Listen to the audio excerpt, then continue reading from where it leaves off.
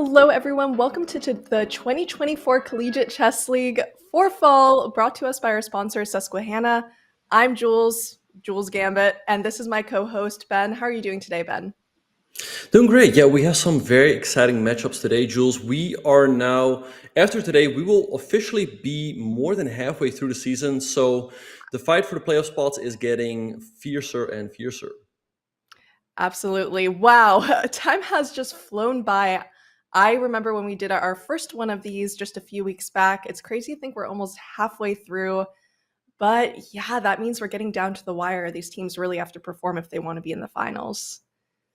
Absolutely. Yeah, no, the top six teams qualify for the playoffs, and there's also the fight for the top two.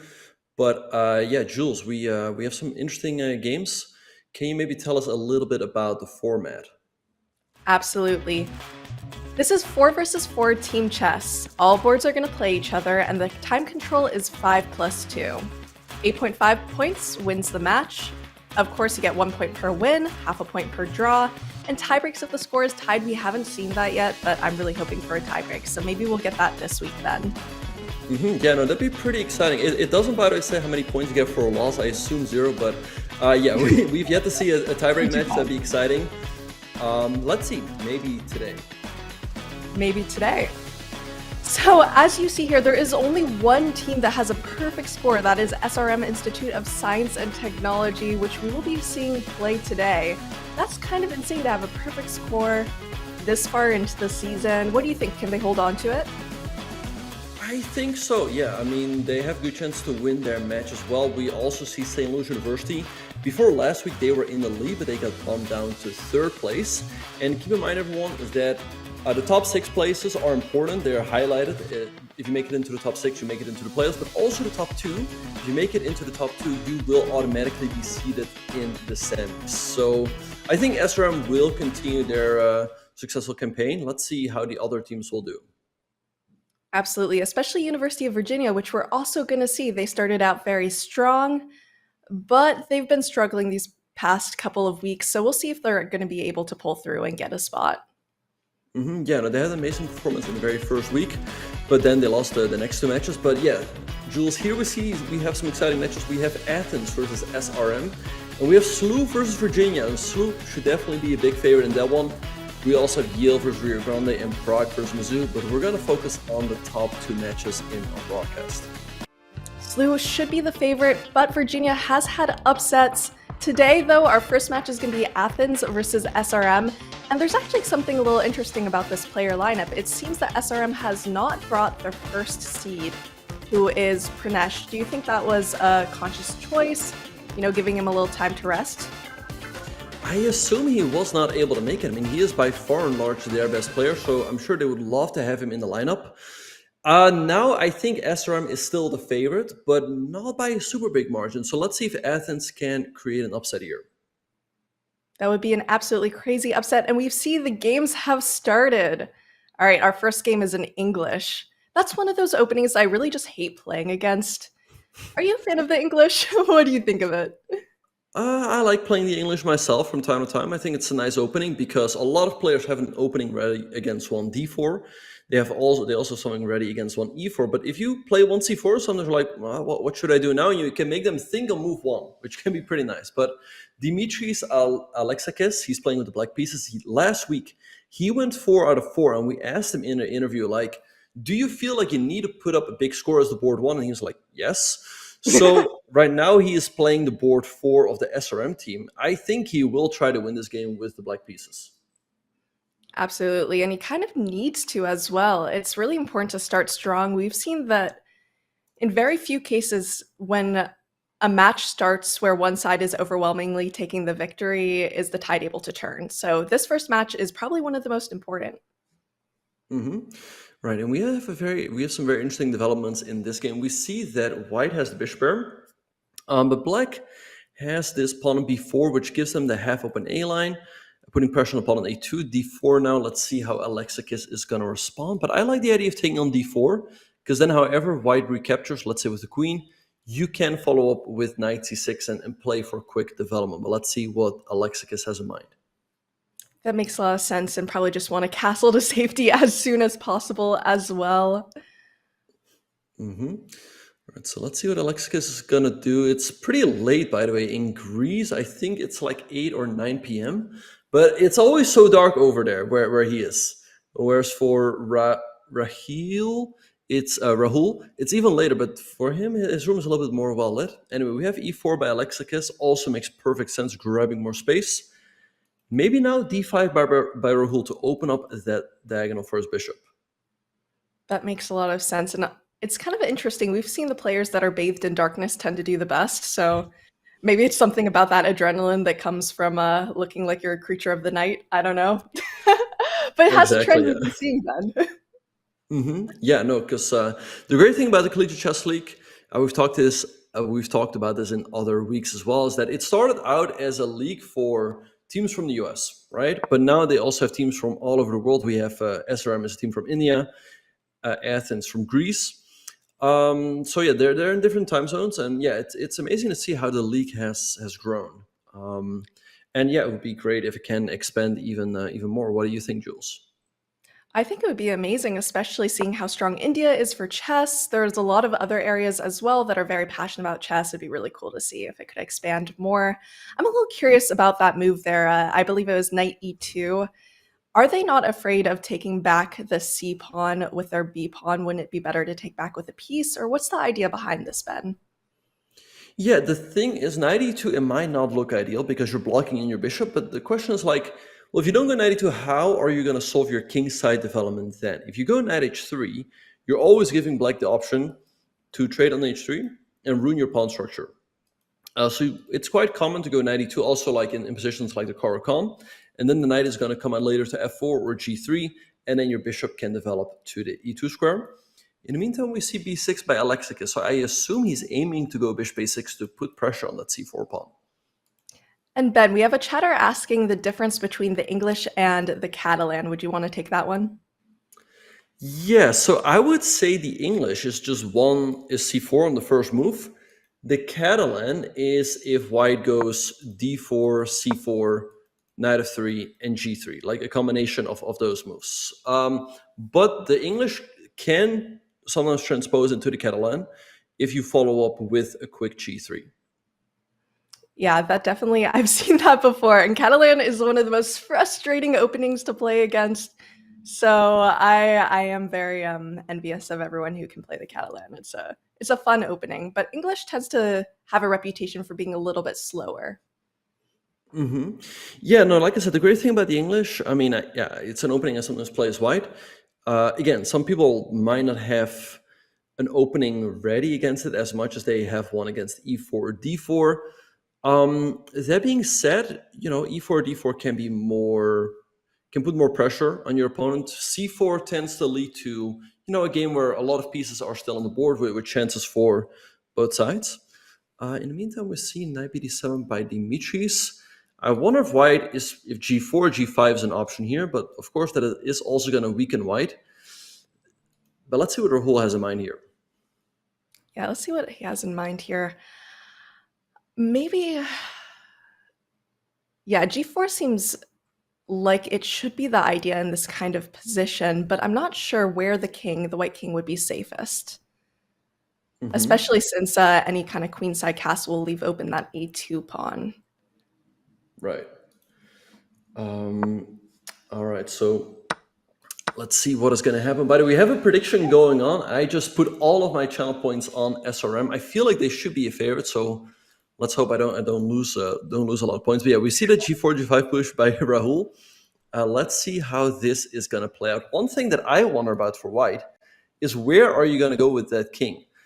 Kingside castling no longer looks appealing, neither does queenside castling. So I think for the moment the king is going to have to stay in the middle, but that also has its risks. And it seems like the attack isn't quite fast. If you're looking at, like, you do have those very advanced H and G pawns, but it's not. I'm not really sure what the follow-up is. You can't push H5 right away because you're hanging your pawn, although they might not want to take. No, yeah, you're absolutely right. I think if h5 black does take the pawn, so that does make it difficult for white to push the pawns forward. Maybe rook g1 to prepare h5 on the next turn. But even if you go rook g1 and h5 and black plays something like bishop f5, It is really difficult to continue the attack. So I like Alexic's chances because he's also up 2 minutes on the clock. And Jules, since all of the games are underway, do you want to go back to Bird's Eye to see what's happening in the other games? Yeah, let's do it. Hmm. All right. So all games are underway. Jules, is there one game that stands out to you? Look at that. I'm just like, look at that pawn structure in that last game with Srihari LR. Oh That yeah. is definitely something. What Hmm. is this even called? What is this? Great question. Yeah, I guess probably a King's Indian, but sometimes you can also get these types of structures from like a Ruler Pass or something like that. But very combative game. I like the fact for Shahari that he's up 2 minutes on the clock in a double-edged position. But one thing that is not advantageous for him is the fact that the light square bishops are off the board. And often, if you want to attack in the King's Indian, you want to have that light square bishop. So it's not going to be that easy for Srihari to attack here. In the meantime, I like how Hari Krishnan is doing on board 3 with the black pieces, especially given the fact that he's up more than 2 minutes on the clock. And board 2 looks pretty even between Srihari and Ioannis, but Srihari, they're also having a 2-minute edge on the clock. And that's something we saw a lot last week, is SRM is very good at managing their time. It seems like they're very strong at blitz and keeping that time advantage, which can decide a match. Hmm. Yeah, no, absolutely. Yeah, no, time management is very important in these games. The players get 5 minutes at the beginning of the game, and they only get a 2-second increment, which means that you're not necessarily going to lose on time, but it is quite likely that you are going to make mistakes when you get low on time. So we'll see how the players will continue to use their clocks here. In the meantime, again, I like Alexic's chances because this king, it cannot stay safe forever in the middle. Overall, I feel like Athens has chances here to take the lead in the very first round. What do you think, Jules? They have their chances. They'll just have to make sure that they can convert these positions with the time disadvantage that we see going on in almost every single board. Mm-hmm.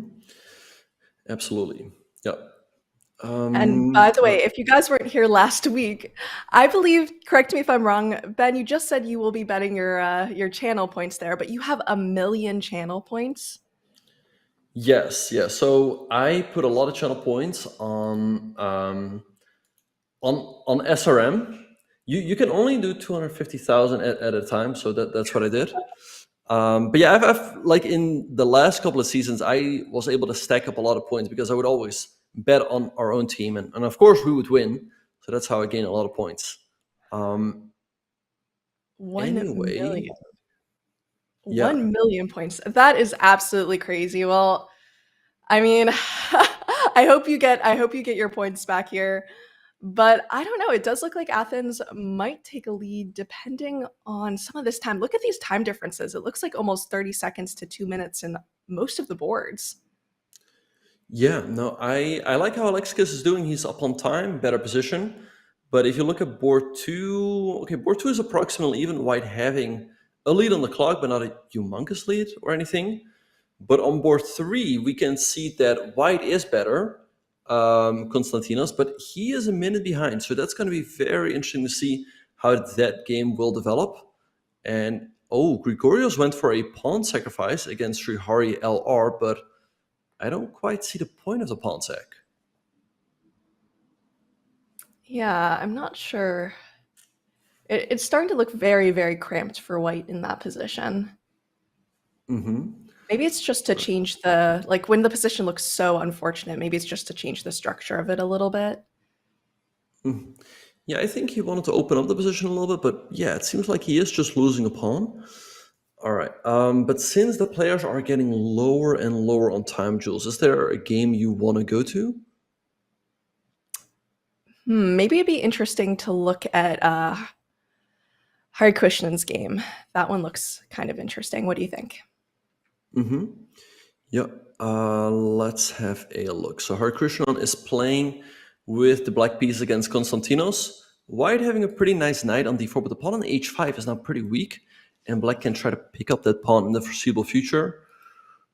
And one thing I don't like is the fact that Konstantinos is down to 15 seconds against 130. We've talked about it before. That is a big, big factor. That's absolutely a huge factor. It's very difficult to find those moves, especially if the position's complicated with so little time.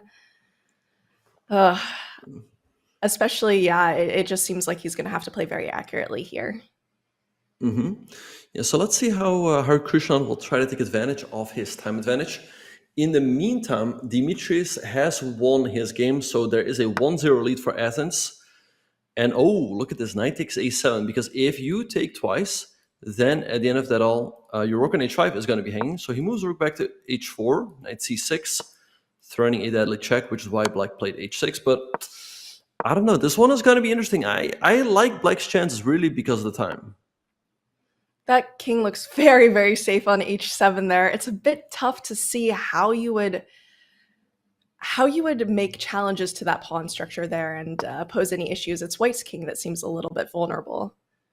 All right, so Konstantinos moving back and forth with the rook. All right, f4, g4. Okay, it looks a little scary here for the white king on g1. Rook d4 seems like a nice move, though, to trade of the rooks.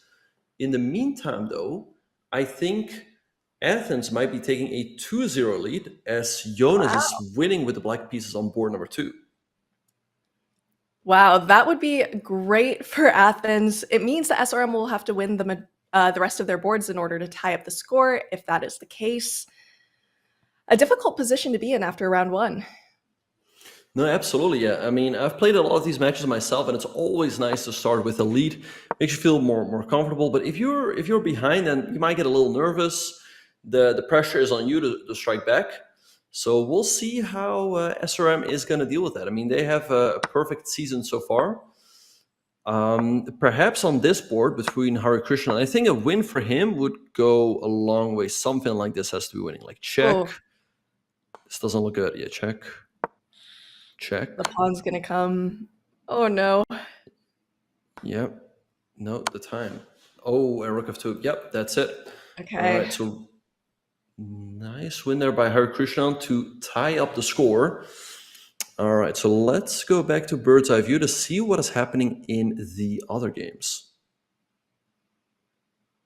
It looks like Kaliaris is going to probably take this home, although it's 6 seconds to 5 seconds. Anything can still happen, but I don't know. It looks like a pretty significant advantage materially. Yeah, and also knight g5 is checkmate in a couple of moves, queen h2. All right, so great win for Kalogiris, winning with the black pieces and giving Athens a lead. Let's see what's happening, Jules, in the last game between Grigoros and white's down a rook. That doesn't look good.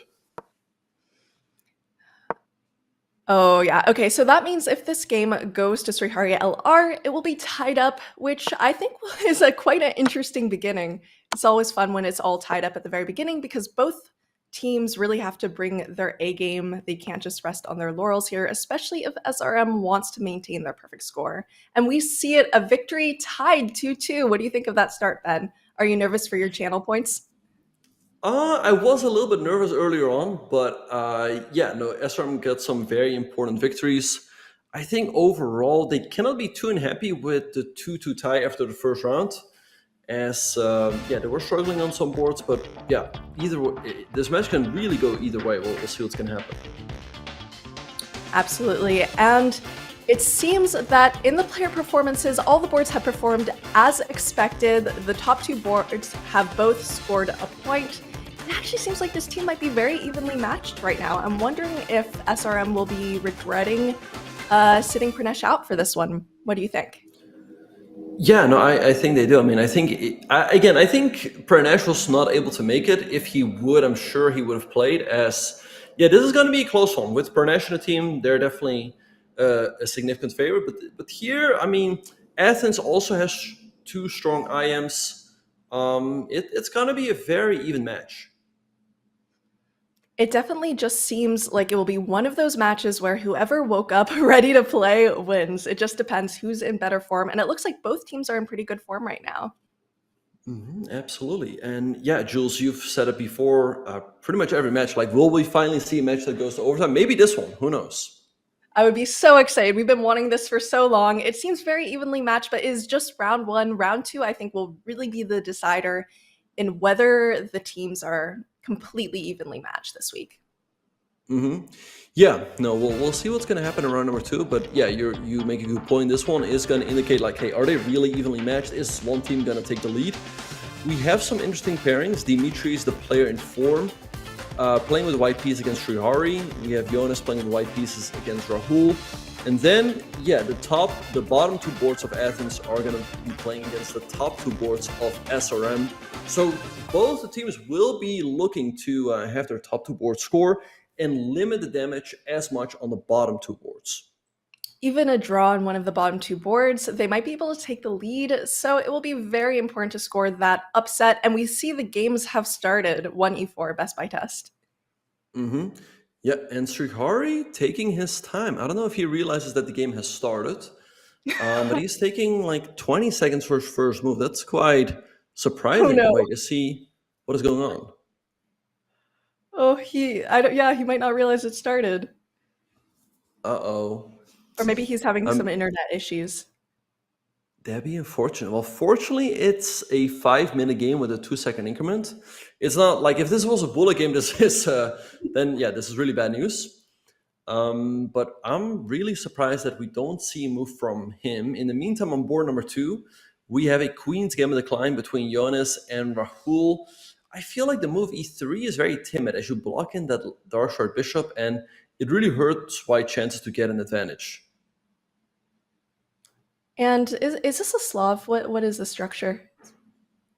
Yeah, now indeed it is turning into a semi-Slav. The Moran variation here, where I can continue with queen to c2 or bishop d3. So Jonas now is taking his time to choose a variation. Let's see what he's going to do. And I am pleased to report that the board one has finally made a move. He's down a minute on time though, so that might be a little bit costly. But he's been playing very quickly so far, so hopefully that will keep up. It might be a little tilting if you look over and you're like, oh my gosh, I've just wasted a minute. What am I doing? Mm-hmm. What do you think? Yeah, no, yeah, I don't know what happened there. But yeah, he is down a minute on the clock. So let's see. By the way, in Dimitri's game, he could consider, I don't think it's good though, he could consider bishop takes h7, king takes, and knight g5. Because if the king steps back to g8, there's queen h5, and you don't have the good defense against queen h7 checkmate.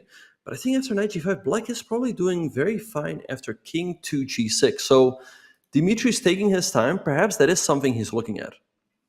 Yeah, that's absolutely what he needs to be calculating. King g6 seems like a very difficult move to play, but it looks like he sees it because he does not go for that, instead pushing h4. Maybe this is getting ready for a sacrifice. Yeah, no, I think with h4, he was definitely preparing the sacrifice, because then after king g6, he would have had h5. We see f6 by black, but here, pretty typical response by Dimitri. He goes c4, putting pressure on that pawn on d5. Now, you might be thinking like, well, if after c4, if black takes on c4, then white gets an isolated pawn on d4. But after bishop takes, then white is putting tremendous pressure on that pawn on e6 that has now become weak since black has pushed his f-pawn up to the f6 square. So we'll see what's going to happen, but overall, I like Dimitri's chances. He is playing well. He went perfect last week. He won his first game this week, and he's also putting pressure on the clock. So really like the chess he's been showing. And knight b4, you want to save the bishop, so bishop back to f1. This is almost looking a bit like a French structure, although now maybe less so. Mm-hmm. Yeah, so no, indeed, yeah, you could get these types of structures in many different openings, like you said, such as in the French. Black has a nice blockade on d5, but again, e6 is weak. White can increase the pressure also with moves like queen b3. So I like Dimitri's chances. I think his piece activity more than compensates for the isolated pawn on d4. I was a little bit hoping to see that bishop sacrifice, but I guess his opponent was hoping not to allow it, so what can you do? All right, we see that trade. It still looks like e6 is very, very weak here. Mm-hmm. Yep. E6 definitely is going to remain weak. Queen d3 by white, defending the pawn on c3. A nice idea for white here could be to go bishop b3, not only preparing c4, but also preparing to go bishop c2 and threaten checkmate over here, which is a little awkward to protect. And that's why we see bishop e3 here by Dimitris. Let's see what Srihari is going to do. c4 also on the agenda. You could go b5 if you want to stop that pawn push. But yeah, again, overall, I really like White's chance. So I think Srihari has misplayed the opening a little bit.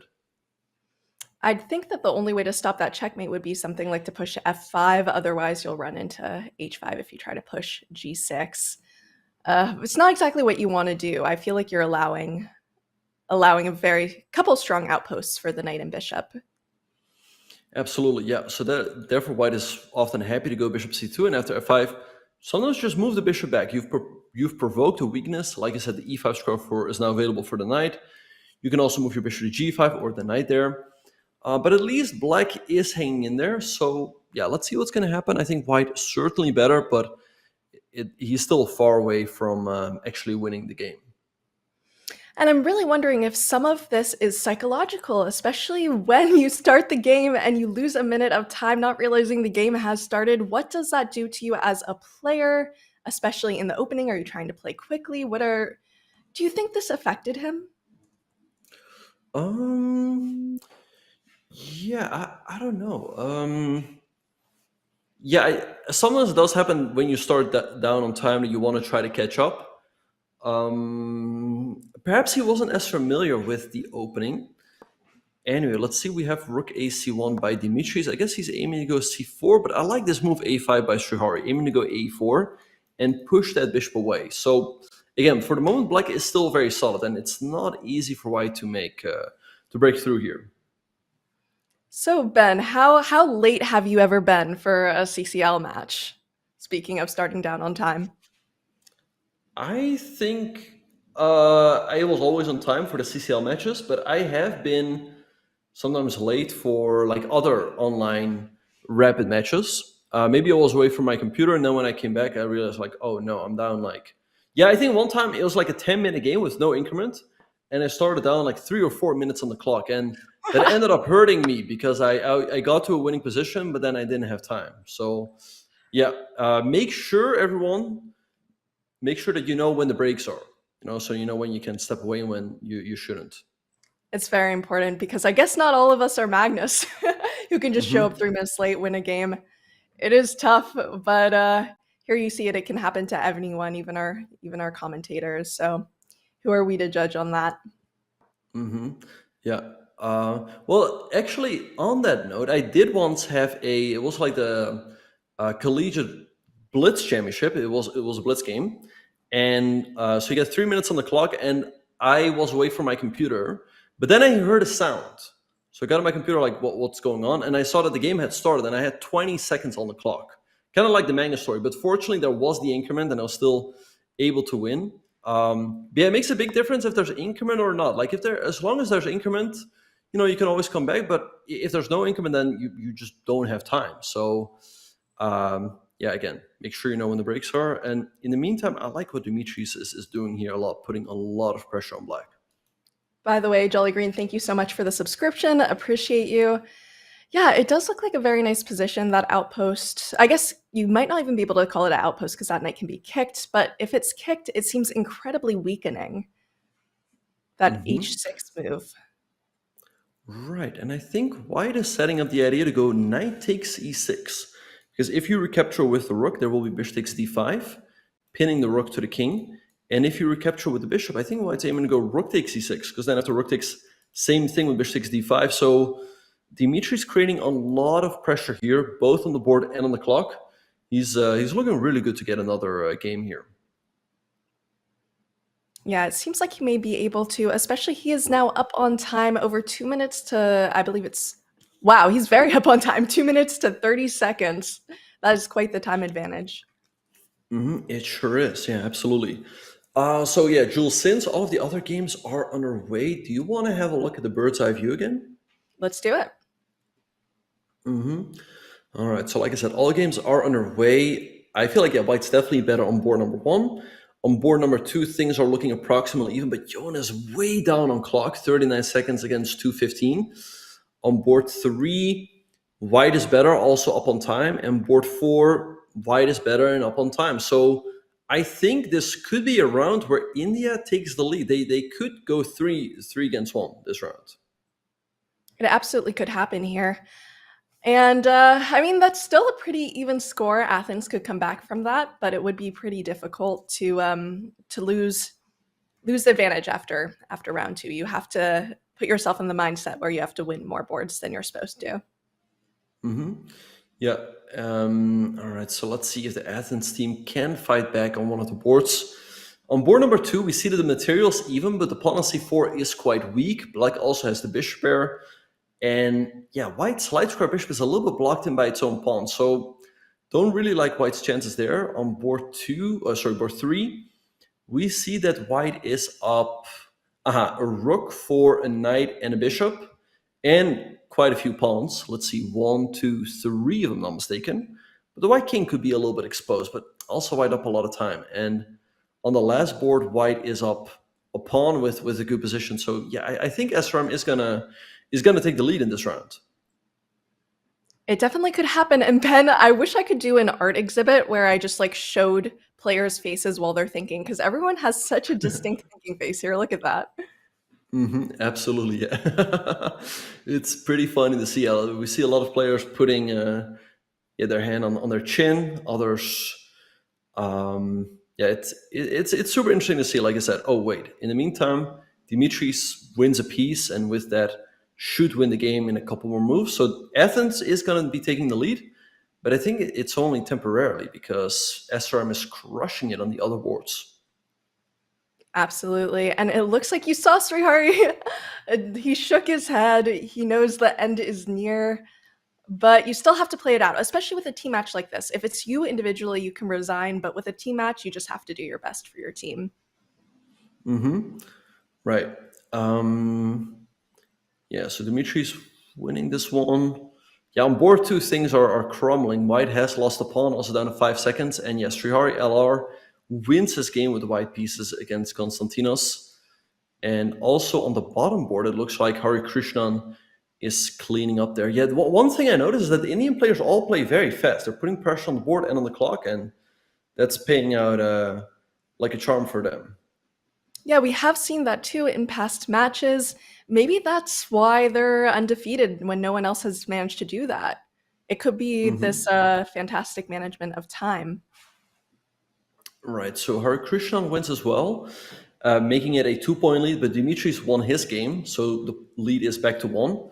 So let's go to our last game of this match, of this round, between Jonas and Rahul. Rahul up a pawn, good position, but Rahul now also getting low on time. Let's see if he can put this game away. And Jonas does not know this yet, but this game is very important for his team if he wants to tie up the match. Otherwise, they're going to have to come back in round 3. Yeah, oh wow, 15 seconds to 5 seconds. This is when we're going to see the evaluation swing rapidly. Yeah, 10 seconds for Black. Rook d5. Again, Black is firmly in the driver's seat, up a pawn, having nice control. But like I said, anything can happen as the players are so super low on time. Ooh, take on d5. Maybe now I can take on e5 as there's a pin along the c file. Look at all these pins, all these tactics here. Oh, wow. Why was that super bad? Wait, but isn't it still pinned? Yes, but you have knight f3. Rook e8, okay, keeps the advantage, but throws it away for the most part. Maybe queen takes c4, rook takes, take the queen, check. Yeah, Black up a pawn, great winning chances, but White is still in this game, whereas again, knight takes c5 earlier would have finished the game off on the spot. And look, the time has also evened. It is both players' games to both lose and win. This is not a very complicated position on the board, but especially with such low time. I mean, someone could even forget that they're low on time in flag. We've had it happen before. Yeah, absolutely. Yeah, no, that happens a lot with the 1 second increment, but with the 2 second increment, it can happen as well. It's unlikely that White wins this one and sees down a pawn, but like I said, anything can happen. Ooh, that's a nice move. You should not trade, so keeping the queens on the board, but now I like what Rahul is doing, slowly but surely making progress. Wait, rook takes f2. Rook takes f2 is there winning another pawn. Rook takes f2 again. No. This is it again. King g1 to keep this game alive.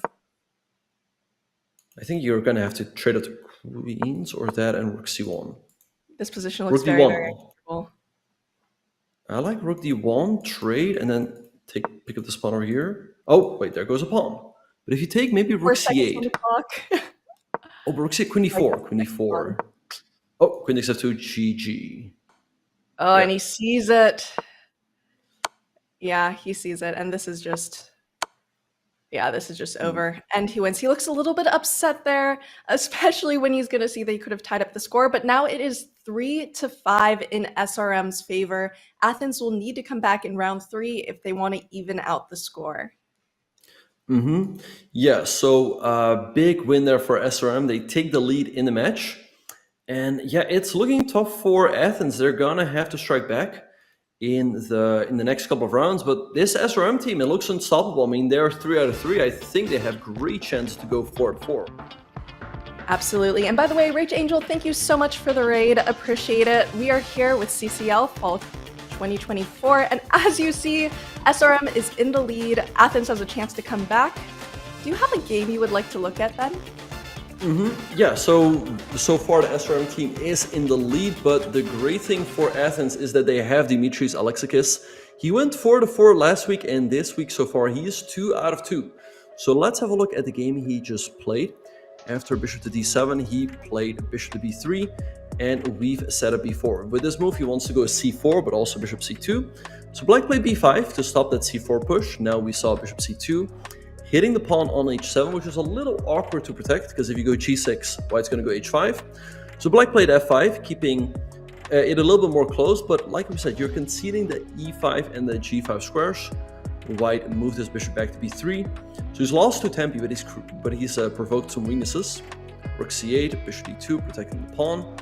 Rook e8, rook c1, and here c4, opening up more diagonals for his bishops. Right, so knight g5 here, an excellent move, putting pressure on e6. Black played bishop f8. Now we saw h5, h6. Then I jump back to f3 to go to e5, bishop d6 to trade off the bishop for the knight. But here, an excellent move, knight to h4, threatening the pawn on f5. Because if black recaptures the e-pawn, you're hanging your knight on d5.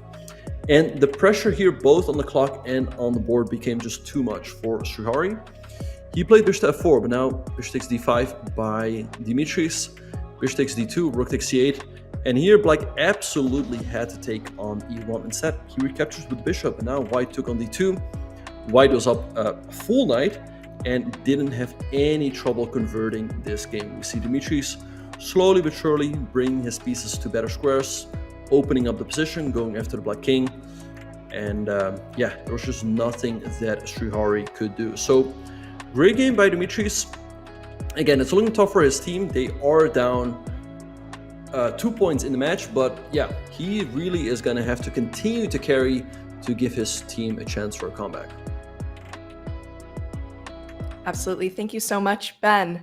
Ever wanted to dress like a king without needing a crown, or like a knight without owning a horse? Now you can. Our chess piece costumes let you live the dream. Whether you're the bossy queen, a sneaky bishop, or just a pawn in someone else's game, we've got you covered literally. Use !merch in chat or visit chess.com/shop to get the party started. SRM leads 5-3. Will they push forward, or will Athens make a comeback? Find out right after this break.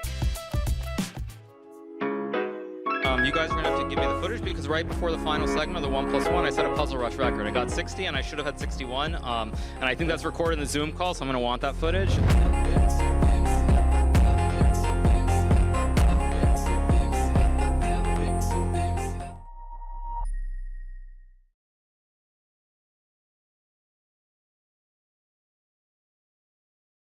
Students, did you know that you can get a discount on any Chess.com premium membership? If you're enrolled in a college, university, or high school in a participating country, you can get 50% off any yearly or monthly premium plan, diamond, platinum, or gold. That's unlimited game review, unlimited puzzles, unlimited bots, unlimited lessons, and no ads. All at 50% off. Go to chess.com/students and get your discount today.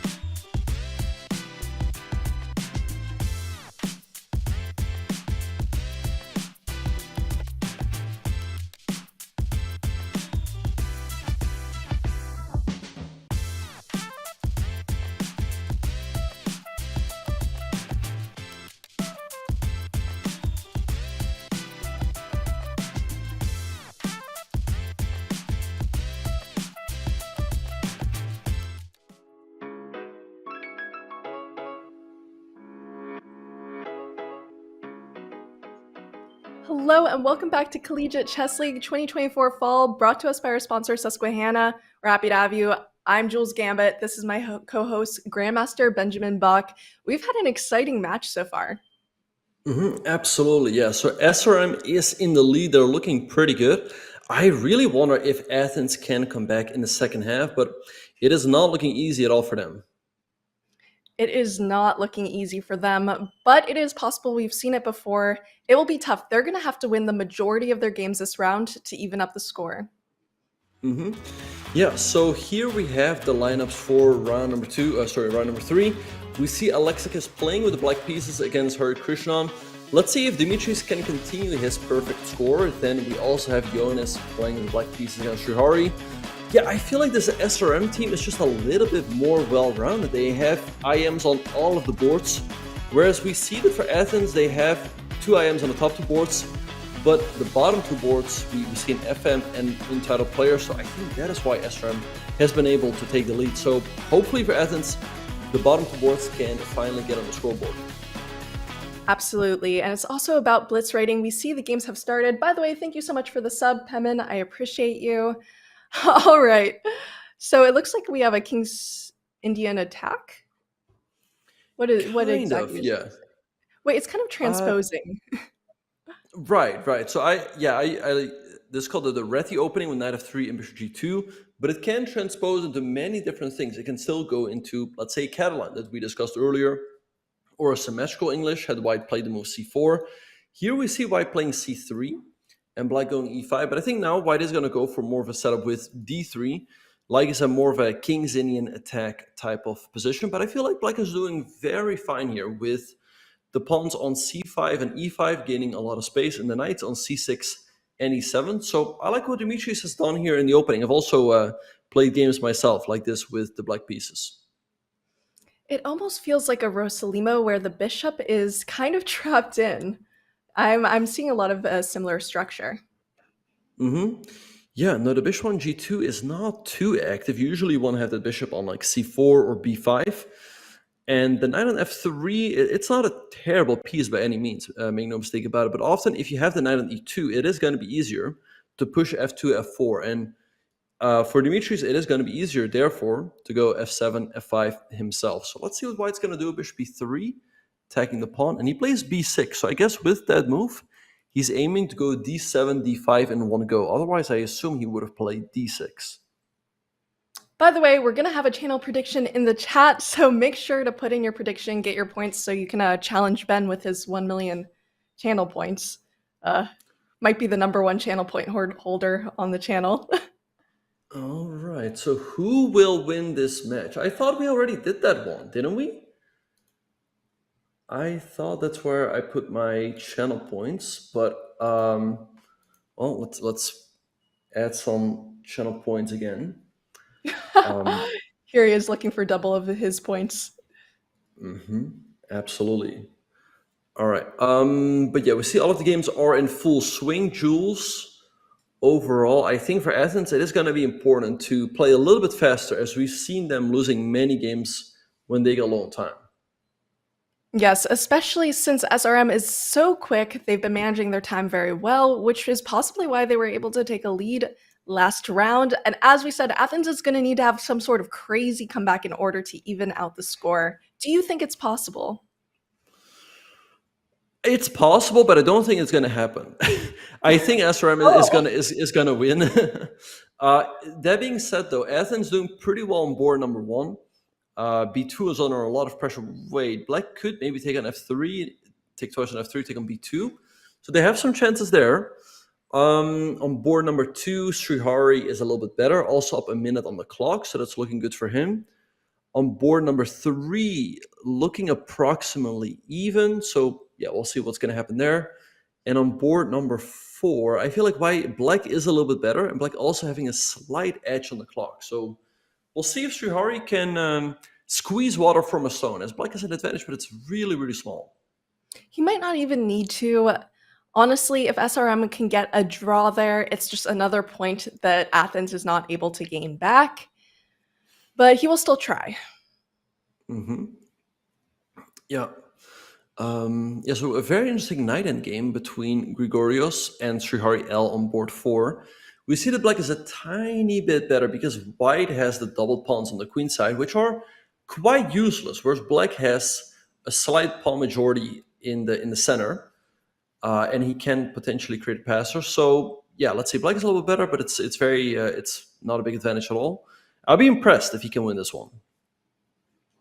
Kind of an interesting game going on with I believe, the Srihari LR. It's a very interesting game.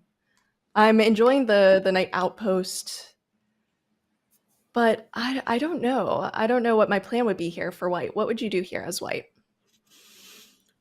Yeah, I like what he's doing. Queen c2 targeting the pawn on e4, which is a little awkward to protect. I assume you're going to have to play f7, f5 as black. And then, yeah, we'll see how white is going to continue. Maybe with a move like a4, trying to create some weaknesses on the queen side. So the problem for black really is the fact that the bishop on b7 is kind of passive as it is blocked in by the pawn on c6. And it's not going to be that easy to push that pawn to c5 and activate that bishop again. Yeah, it does seem like it might be a little bit difficult. Also, if you look, there is a major time disadvantage going on here in the board, 2 minutes to 4 minutes. That could be tough, but it does seem on the first board, Demetrius looks like he's doing pretty well. Dimitri's doing well. Yeah, so Dimitri's has to win for his team to give them a chance. Then hopefully on the other boards they can hang on. I mean, Konstantinos doing pretty well on board number 3 with the white pieces. He might be a little bit better. I think it is going to be pretty important for Athens that Grigorios holds on with the white pieces. Like, let's say Dimitri's wins, maybe, like, let's say they win this round 2.5, 1.5, right? That would already be the start of a comeback, cutting into that deficit a little bit. I think SRM will not be unhappy to take that 2-point lead going into the final round. It will be almost impossible to come back from that 2-point lead. We have seen it before. What is the craziest upset, or not upset, but the craziest comeback that you've ever seen, Ben? Yeah, in any match? I don't know if I've ever seen a team coming back down 4 points going into the final round. I don't think I've seen that, but what has happened is I've told a story a couple of weeks ago, is that we played the team from Dallas, UTD Dallas, or University of Texas at Dallas, and we were leading by 3 points going into the final round, and they almost managed to sweep the last round and win the match, but by a miracle, Robby managed to save his game and take the match to overtime. But yeah, that was a pretty impressive comeback by them. I don't think I've seen anything quite similar, to be honest. Well, it's still early in the season, so perhaps we'll see something like that. We thought this might be the match that would take us to tie breaks. It's looking like that might be more difficult. In which boards will Athens need to score their points here? Yeah, definitely Dimitris has to win his game. Maybe Konstantinos, but it looks approximately even. I don't know. It looks tough. I mean, maybe Jonas. If Jonas can hold on, they can limit. Then maybe again, if they can win this round by 1 point, that'd be great for them. But on board 4, I really like Srihari's chance to get the win there with the black pieces. Oh, but Jules, do you want to go to board number 1 as we see some exciting stuff happening? Let's do it. Right, so Dimitris just played rook takes f2. The idea is that after knight takes king takes black and then pick up the rook in a corner. So you can take the rook on f2. You can also take the rook on a1. And then you have ideas with queen b6. So looking very scary for white. Feels like, I mean, again, Dimitris has to win this game to give his team a chance. And he's got the position to do so. It's right when you need it that people manage to pull through. But it looks like he's just so tactically sharp here. He's been playing incredibly well, spotting all of the tactics. So I don't know. Do you think he's going to convert this? I think he will. I think he will, yeah. Right now he's a little bit low on time, a little bit lower on time. But yeah, knight takes f2 looks pretty good. Then the rook on a1 is under attack, so white is going to move it to either like f1 or really any square almost on the first rank. And yeah, white just has to be super careful not to allow black to go knight e4 combined with queen b6, because then the position can very quickly collapse. So let's see what Hari Krishnan is going to do. I mean, he's trying to play quickly, but it is looking really tough for white on the board. And Yeah, we're gonna probably. I don't know how exactly you create counterplay here. It does seem like it's a very, very difficult position. Yeah, your king on g1 is just so exposed. I mean, really just you try to get that queen somehow to this diagonal, and white is going to collapse. So we'll see how he's going to do. Knight d4, nice move. In case white takes, you can recapture the bishop. And the bishop is delivering a deadly check to the white king. Now, I feel pretty confident that Dimitris is going to put this game away. Yeah, that's a windmill tactic, isn't it? You're gonna have to sacrifice Yeah. back, or else it will be very, very unfortunate for you. Yeah, this looks like it might be in the bag, and that is a point that Athens really desperately needs going into this round. Absolutely. Yeah, as we can see, they are still down 5-3. Dimitri still has to put this one away, and his clock is also ticking down, but Queen A8, nice move, as after the trade, his initiative continues in the endgame. The bishop on A3 will be hanging, the pawn on A2 will also be under fire, so I feel pretty confident that he's going to put this game away. The question really is, can Athens also get some points on the other boards? But looking at the bird's eye view, maybe we can pull up the bird's eye view, Jules. I don't think it is looking too good for them. Yeah, it seems like board 2 is almost completely lost, which is a bit tough. Also on time. Sometimes when you're in a losing position, but you're up on time, you're able to come back, but it looks a little bit difficult. Board 3 seems to have a little bit more life in it, but in this endgame, I don't know. And then board 4 is just like not doing well in this king and pawn endgame. Can you kind of tell us why? Yeah, I think black should just be winning. I mean, Srihari still has to figure out the win. It's not that straightforward. But eventually what black can do is... we can pull up that game in just a second. Black has the more active king. So even though black might be down a pawn in some cases, the more active king should bring him the victory. So let's see if we can pull that game up.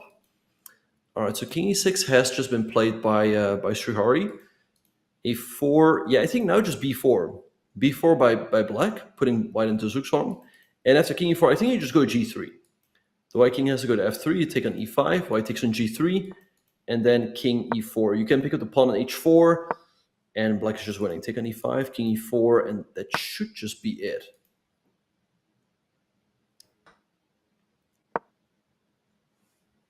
Yeah, we're seeing Zugzwang in action here. Absolutely. Yeah, white is in Zugzwang, like you said, because the king has to move. If you go to h2, black goes to f4, and you just push that king away. White is going to try to make a run for the queen side, but it's just going to be way too slow, as black can pick up this pawn, and it's going to take white a long time to pick up this one. And in the meantime, the black pawn is going to promote. So this is going to be a win for Srihari L. I don't know. I think SRM is taking a big lead out of this, going out of this round. I think they are winning this round by 2 points again. Right, and it doesn't, the king cannot even plan itself in h1, which would normally be a draw, because as we see, the king is just going to run over, take some pawns. Yeah, looks like SRM will be going into the final round with a huge lead. If not winning the match. I don't think they can win the match in this round, can they? No, because Dimitris has just won his game. So the best they could get is an 8-4 lead. Let's see if they could make that happen. We have the bird's eye view here. Again, it's super important for Athens to hang on in some of these games, preferably both. But it is not looking easy. Wait, black made a terrible blunder, and he almost lost some time, but he made his move with 0.1 second, and his position is about to collapse. And there we also have SRM taking another point on the second board.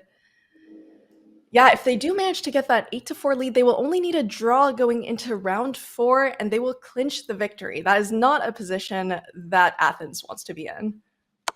Absolutely not. No. So let's see what's going to happen here in the game between Konstantinos and Rahul, but looking really tough for white.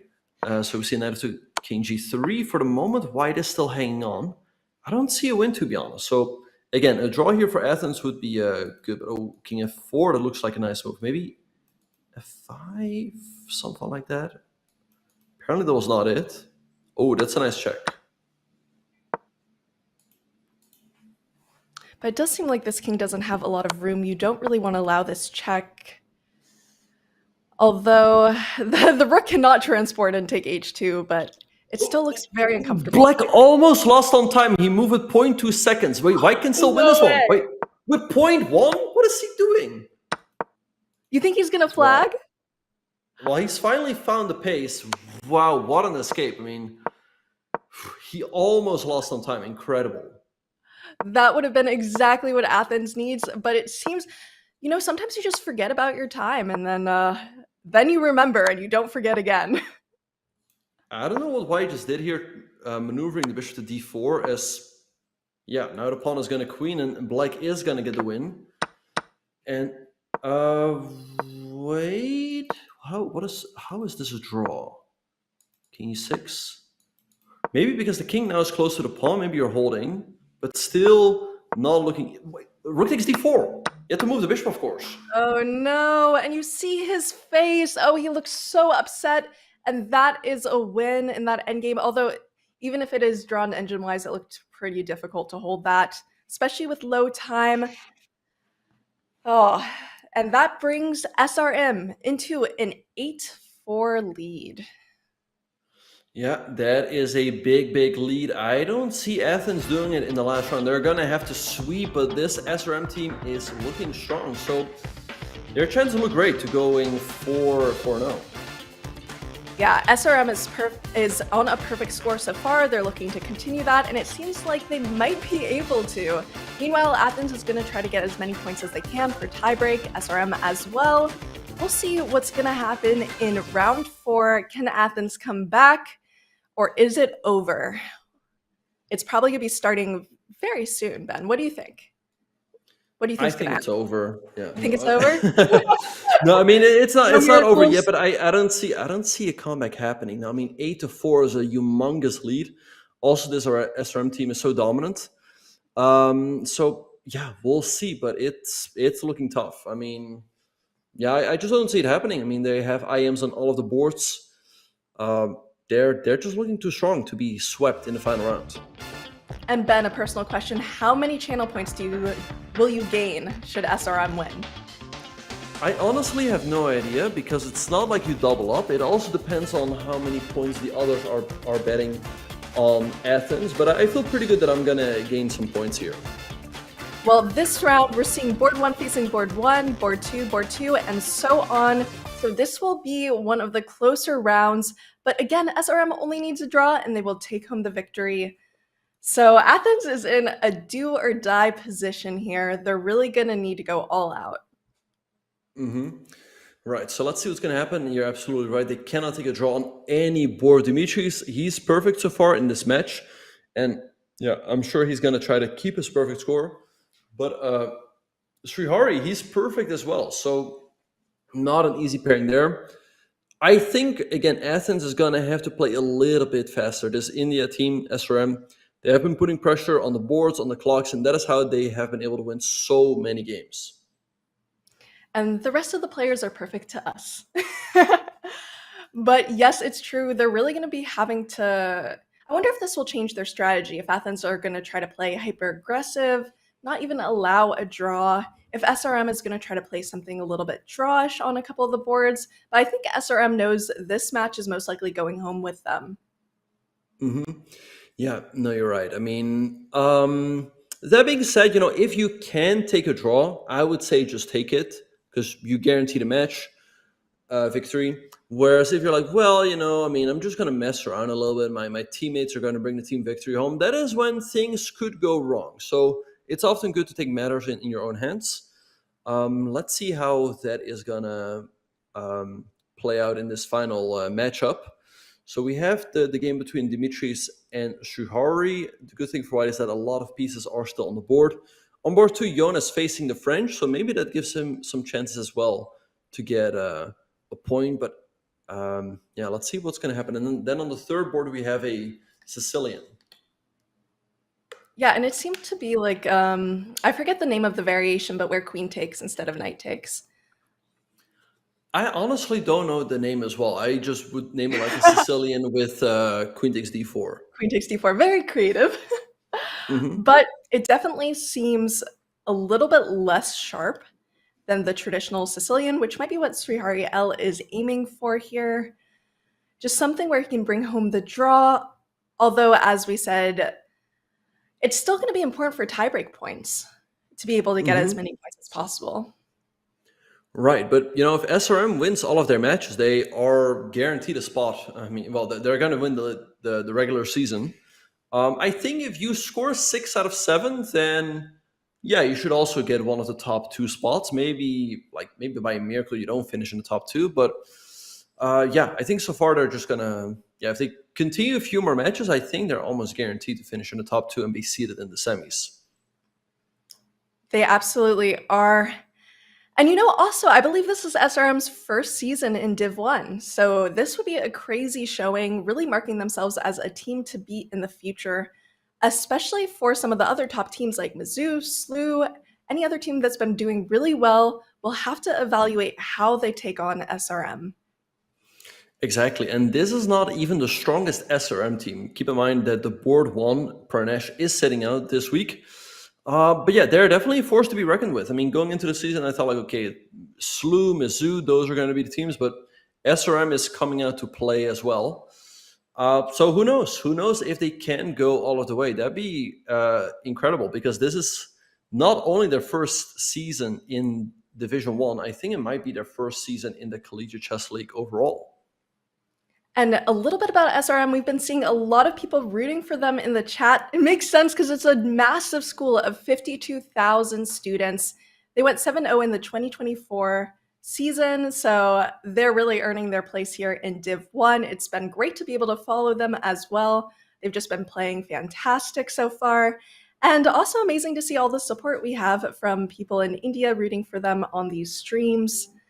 I think that might also make a difference when you have the support of a bunch of people in chat, your friends are watching. It really inspires you to play well. Mm-hmm. Yeah, absolutely. It's always great to know that your friends are watching, that they're cheering for you. And yeah, perhaps that is what's giving them even more strength. I like what Black is doing, though, in the meantime. In this game, he has the bishop pair. Also, the white king on g1 can easily come under some fire. And I don't really see what white has created in the meantime. But overall, yeah, I think SRM is going to take this round as well. As yeah, it is not looking good for Athens. And Athens will really need to get as many tiebreak points as they can. So even if they lose the match, they cannot phone it in. It might be the difference between make it into the finals, semifinals, or not making it in. So they'll have to do their best still. But look, that rook on g8 is eyeing down that king on g1, especially with that h4 pawn being pushed. I don't know. Mm-hmm. Right, but Jules, some incredible things are happening on the other boards. Let's quickly go back to bird's eye view, as what's happening on board 2 is incredible. So Black just played knight takes e5, but we really have to go to board number 2 between Jonas and Hari Krishnan, because instead of knight takes e5, Black actually declined a double rook sacrifice. Let's see if we can pull it up. So white just played knight to f4, sacrificing the rook on a1 with check. But the point probably was that in case Black takes that rook, you wanted to go king e2, sacrificing the other rook. But after queen takes h1, there's knight h5. And I don't see how you're stopping the checkmate on g7. If you go g6, white as bishop takes g6 and crashes through. And if you go g5, white goes knight takes g5, also with a crushing attack. So Hari Krishnan, he did not take the bait. I mean, 2 rooks is a lot. Instead, he played knight c takes e5, takes, and now he took. All right, and I guess the idea is that after knight h5 now, there's knight at g6. So I don't think white has quite enough here. So it seems like you have to protect this rook. You might end up losing a pawn, although the kingside attack does look pretty scary. I'm not sure. Would you choose to trade off this bishop on d3 if possible? Oh. All right, maybe now throw in knight h5 to provoke someone like g6, and then continue your attack by taking the knight. Knight h5, excellent move. This is maybe the start of the comeback that Athens needs. Absolutely. This is what they need here. But yeah, I don't know. Just move your knight back to f4. I'm a little hesitant to push h5 in case they can just close up the structure. So what is your best follow-up? I don't know exactly what black should do here. I think what white's going to do is knight f6 check, followed by queen to e5, creating a lot of threats towards the black king.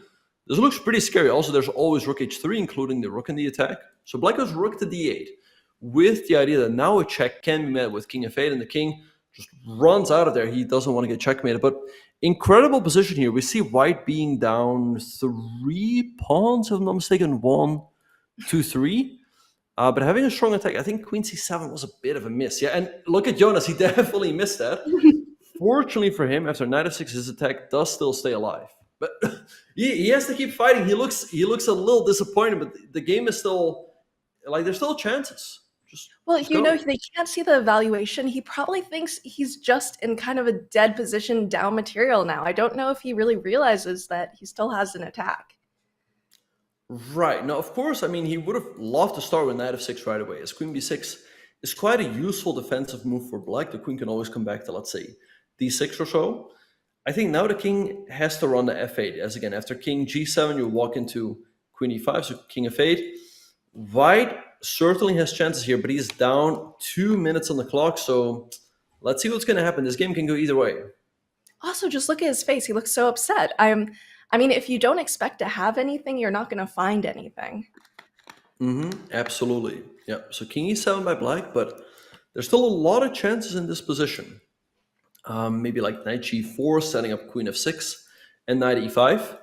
Like we said, there's still plenty of chances, but it is important that he keeps time on the clock, because otherwise he might make good moves, create those chances for him, but when they present themselves, he might not have the time to capitalize.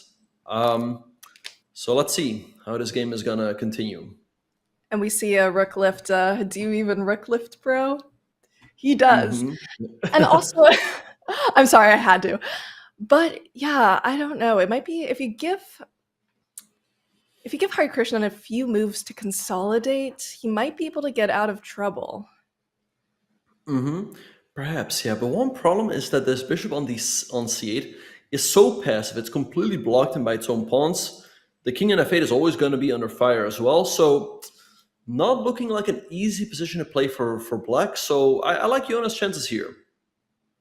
Yeah, he definitely has good chances. 42 seconds to 2 minutes. He has to keep up his time. We've seen evals swing wildly. Yeah, I don't know. I do kind of appreciate the rook lift there, whether it says miss or not. I do think it's difficult to defend against. Yeah, no, I like the move. And that's why we see Hari Krishnan now also taking a lot of time. Jules, do you quickly want to go back to the bird's eye view to see what is happening in the other games? Let's take a look. All right. So, yeah, Jonas having chances on board number 2 to get the win for his team, but on the other boards, things are looking quite difficult. Dimitri is facing a strong attack, but I think he still has a chance as black is low on time, but I'm really concerned about board 3 for Athens, as those queenside passes are just marching down the board, b6, a6. I don't think you're stopping those, so I think Srihari L is clinching the match here for SRM.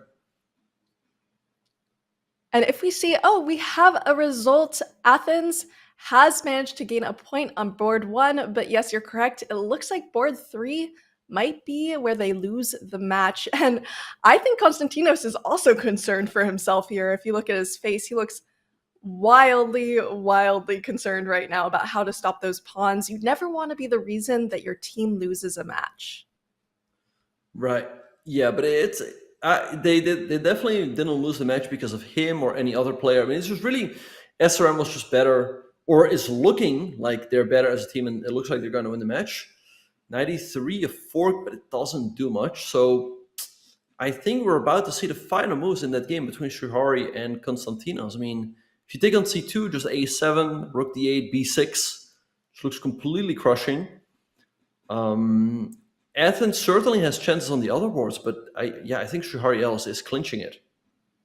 Yeah, absolutely. And Konstantinos has been playing very well. It will just be difficult against this type of attack, especially down a little bit on time. And that might be what SRM needs to take the victory home.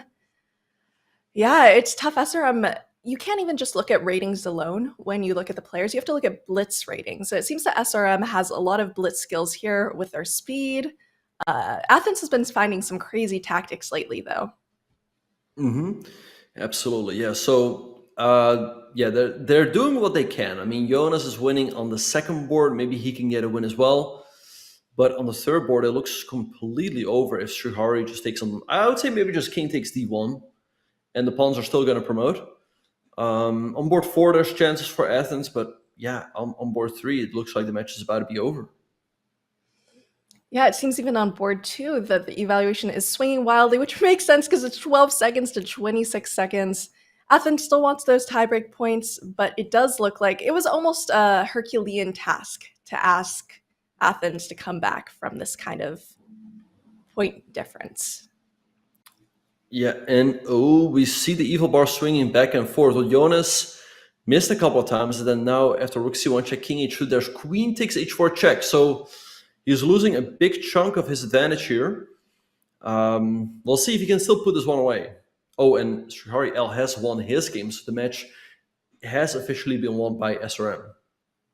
SRM is now, well, they're still the only team that has a perfect undefeated score. They're definitely the team to beat this season, showing themselves extremely strong in their first season in Div 1. So absolute props to them for playing so well. Athens has had some of the toughest opponents. They really put them against all the top teams these first 3 weeks. Absolutely, yeah. They played Slooh, they played Mizzou, now SRM. They did beat Prague, I believe. So, yeah. Well, the good thing for them is that at least they got the toughest matches out of the way already. Let's hope for them that they can get some match points on the boards in the matches that are to come. Absolutely. So let's see what's going to happen in the final 2 games, Jules. Yeah, it seems that it could swing either way. It's a little concerning on board 4, the time difference, 7 seconds to 41 seconds. That is quite the time difference. Also, 3 seconds to 16 seconds is a little bit closer. He can definitely even out that time with the increment, but I don't know. Do you see these being draws, or do you see the time difference making... Oh, well, what's going on there? Spoke too soon. G6 for Rahul looks winning, and it'll be... he doesn't find it. Okay, white. Anyway, board 2 should be a draw, but board 4, white just missed the win with G6. I don't know why he didn't do that, but I still think white has a good chance to win there. Yeah, especially 7 seconds to 25 seconds is quite the time difference. And okay, there's all the tactics. Oh no, he hung mate in 1. Oh no. Tough loss there for Grigorios, but it looked like a difficult position for black. All right, so it looks like SRM is probably going to win this match 10.5 to 5.5. That is a great score for SRM. Athens has been holding their own, but unfortunately was not able to win this match. So they'll be hoping for a little bit of better luck next week. But SRM, what a crazy team. They've just been doing absolutely outstanding. What would you attribute their performance to? Really the fact that they're so well-rounded. And I think they're also good blitz players. And right now they're not even having Pernash, right? So Pernash also an incredible blitz player. He's also known as Artoon on Chess.com. In the meantime, this game ends in a draw, which concludes the match 10.5, 5.5 for SRM. SRM has taken home the match. Athens looks pretty disappointed, but it's also a very hard team that they had to face here. And Athens also, their board 1 has done extremely well. That was a great performance by Demetrius Alexius with 4 out of 4 points. So they do have a lot to be proud of here. The board 1, 4 out of 4 points. SRM's board 1, 3 out of 4 points. Also a great score. Board 2, Athens, 1 out of 3. Hari Krishnan, 1.5 out of 4. Sorry, 2.5 out of 4. And then the boards 3 and 4 in Athens struggled a bit with 0 out of 4, whereas SRM had 2 out of 4 and 3 out of 4, which is actually an amazing score for a board 4, considering they had to play up. Absolutely, yeah. No, here we really see why SRM won the match. I mean, again, there's no player that's like outstanding. I mean, they all score between 3 points and 2, but you see the bottom board for SRM gets 3 points on the scoreboard, and the bottom two boards for Athens didn't even get a single half a point, which was really the difference in this match. Dimitris did amazing 4-4, but it wasn't enough. I mean, all of the players need to get points on the board, so let's hope for them that they'll be in better shape next week. And yeah, I'm sure that when they'll be playing the weaker teams, they can also win some matches as well. Yeah, it's great training to be able to play some of the most strong teams first. Do you have a game in particular you would like to look at, Ben? Absolutely. Yeah, let's have a look at the game between Sruhari L and Konstantinos. We were watching the last round, and there were definitely some chance for Athens to come back, but this match is, this game right here is what decided it all for SRM. So we saw right here a big change in the structure here after bishop takes e takes d5. And already here we see that white potentially has a 4 versus 2 majority on the queen side. Black has a majority on the king side, but it's not going to be as easy to set those pawns in motion. Right, so now the 4 was played, rook f1, rook c8, and bishop f1. Really nice move, keeping the bishop. And now white can prepare to start pushing the pawns. So f6, blocking on the bishop on g7. And here white played some great chess. g3, pushing the knight away, king up, defending the g3 pawn. Rook bd1, defending the pawn on d5, as now he's getting ready to go to c5. So black played bishop h6, c5. White played g4 to make sure that the knight cannot jump to f5. Now c6 might not have been the best move, but we see his ideas. After bishop takes a6, again, he is creating those 2 passers on the queen side. Rook here, takes, and bishop d3 to stop the rook from jumping in with rook to c2. Knight e6 was played, and here again, we see that black has more pawns in the middle and on the king side, but white has these 2 connected passers on the queen side. And what do you do with passed pawns? You push them. And that's what Sruhari did. He played b5, pushing the pawn, a4, again pushing the pawn as well, bishop c2, offering the trade of rooks, check on bishop d4. But here he just traded off, and he continued where he left off, pushing the passed pawns up the board, a5, knight d5, black threatening a fork on e3, checking the king, taking the bishop and the rook. But Sruhari didn't care, he went a6, he continued to push his pawns, check, king up, takes, bishop takes, and there's nothing you can do about a7, b6 coming. Konstantinos gave a check, played king e8, but after a7, rook d8, b6, he resigns there. Again, there's absolutely nothing you can do about b7 and a8. So great stuff by Sruhari, and with this win, he clinched the match for SRM. Thank you so much, Ben. Attention streamers, Chess.com has announced new cash prizes for streamers in community events. Stream your games in Rapid Opening Roulette, entitled Tuesday, or Community Bullet Brawl to win cold hard cash. Use !streamer prizes in chat for details. Don't go anywhere. When we come back, we have Slooh versus Virginia, a match you don't want to miss. See you after the break.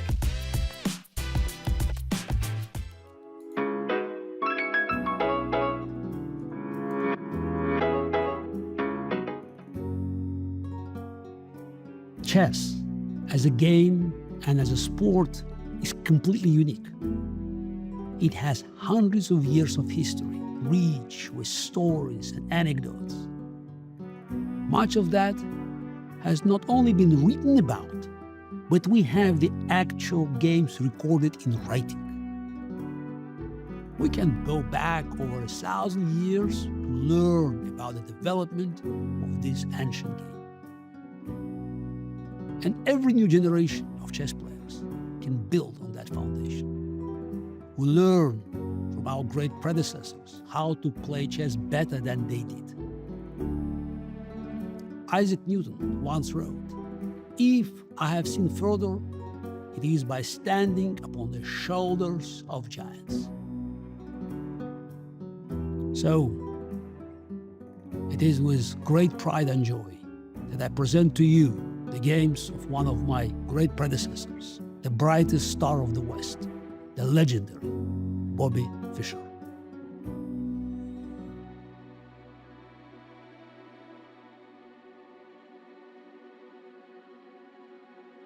Do you think we're gonna go our separate ways in content in the next 1 to 2 years? Not entirely. I think we'll always still do content together. She's not sure.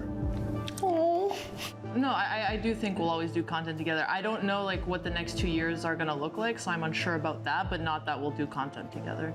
Have you ever been jealous of Andrea's success?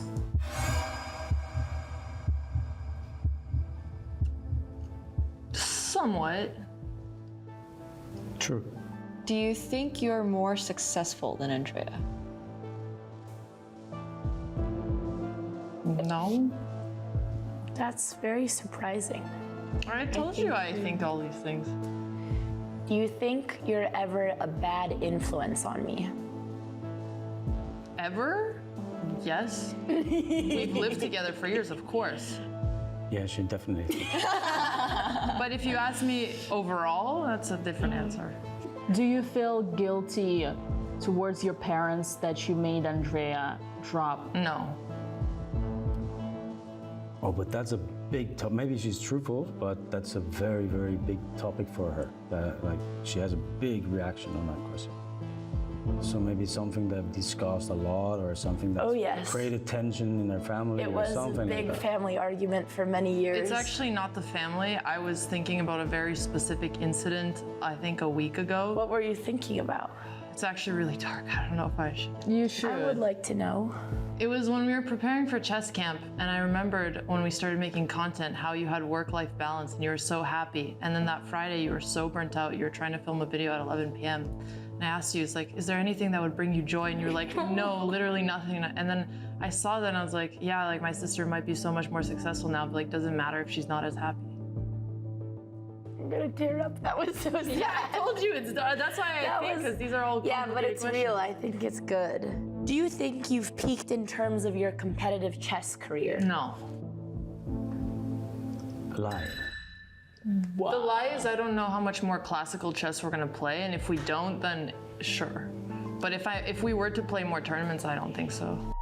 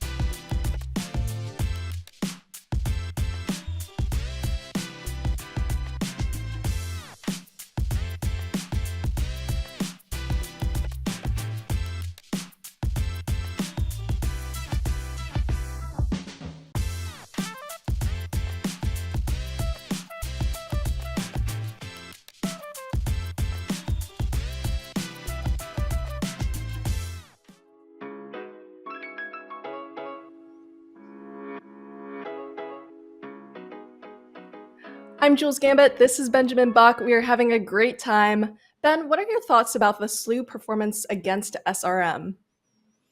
Yeah, so last week Slooh had a tough loss against SRM.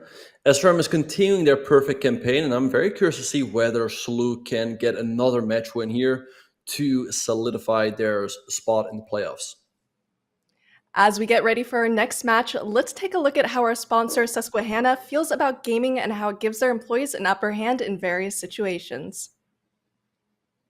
There's something about the suit that channels revelation. It channels... You ever get that moment? Yeah. You're a different person inside this thing? Oh, 100%. Yeah. You know? I do things in this suit I would never do as just myself. Totally. Some of those things I can talk about. Some of them I can't.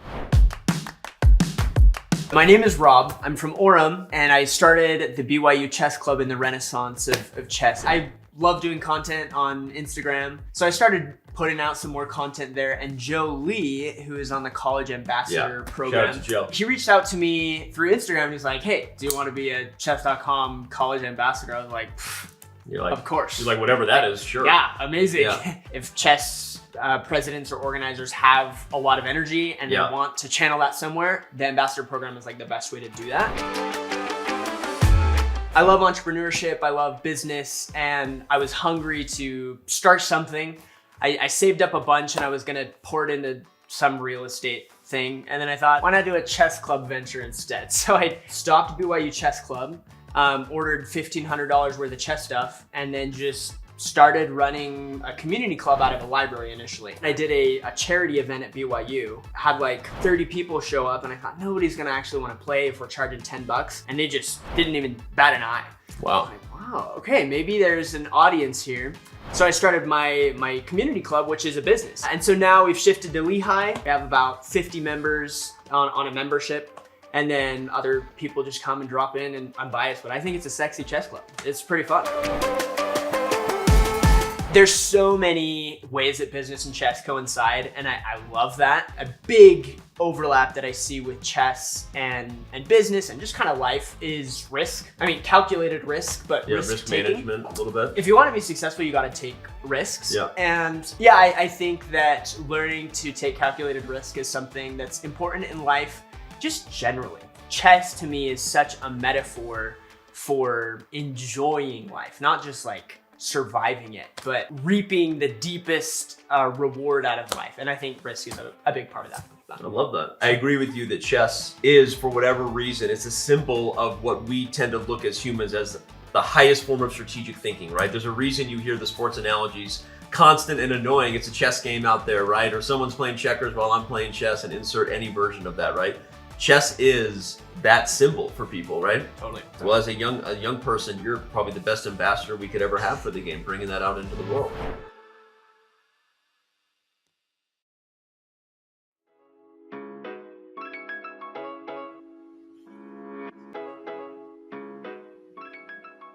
There's something about the suit We will that be back channels with more CCL right after this break. Channels. You ever get that moment? Yeah. You're a different person inside this thing? Oh, 100%. Yeah. You know? I do things in this suit I would never. There's something about the suit that channels revelation. It channels. You ever get that moment? Yeah. You're a different person inside this thing? Oh, 100%. Yeah. You know? I do things in this suit I would never do as just myself. Totally. Some of those things I can talk about. Some of them I can't. My name is Ella Papanek, and I'm a quantitative sports trader here at SIG. I started playing chess when I was 8 years old. My brother taught me, and I grew up very close to Union Square Park and Washington Square Park in New York City, and so I used to go and play with the people there in the parks. Chess players are very good decision makers. They're constantly reasoning about the hypothetical paths that the game could take. They're also very good at thinking about what their opponent is thinking and integrating that into their decision-making process. My name is Jerry Yang, and I'm a macro analyst here at SIG. I discovered chess pretty much after watching Queen's Gambit. I was like, this is an awesome game. The strategy and the calculation is really what I think makes the game beautiful, where every time you're asking yourself that question of, hey, I'm making this move, and what possible moves might they do in response? And then zooming back out to yourself, I think is really like what makes chess a wonderful game. In chess, you often face situations where you have to make decisions under time pressure, and so you're not going to be able to realistically assess all of the options, but you still have to think through what matters and what doesn't matter and make a decision off of that, which is a common thing that I have to do in trading.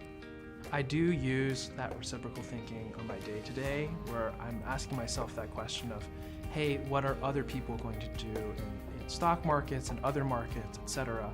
I need to be extremely cognizant of all of these other pieces on the metaphorical chessboard in order to distill that into one, hey, like this is the driving narrative, this is what's going to happen, and this is what's important for trading.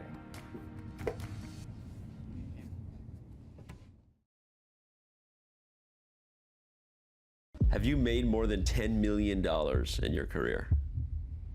I don't think so. No? That's a truthful response. All right. Okay. This thing can't get me. I'm just so zen.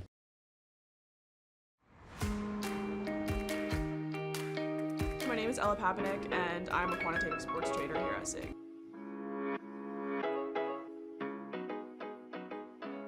Hello, welcome back to Collegiate Chess League Fall 2024. We just had a very exciting match, and we have one coming up. It will be Slooh versus Virginia. What do you think, Ben? I know you might be a little biased as someone who's played on Slooh before, but do you think that Slooh's going to take it home?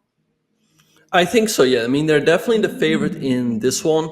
Virginia, we've seen that they are capable of creating upsets. They did that in the very first match of the season. They beat Mizzou. That was an absolute shocking result. But I think this Mizzou, this Slooh team, is not gonna underestimate Virginia, and I think therefore they're just gonna win the match.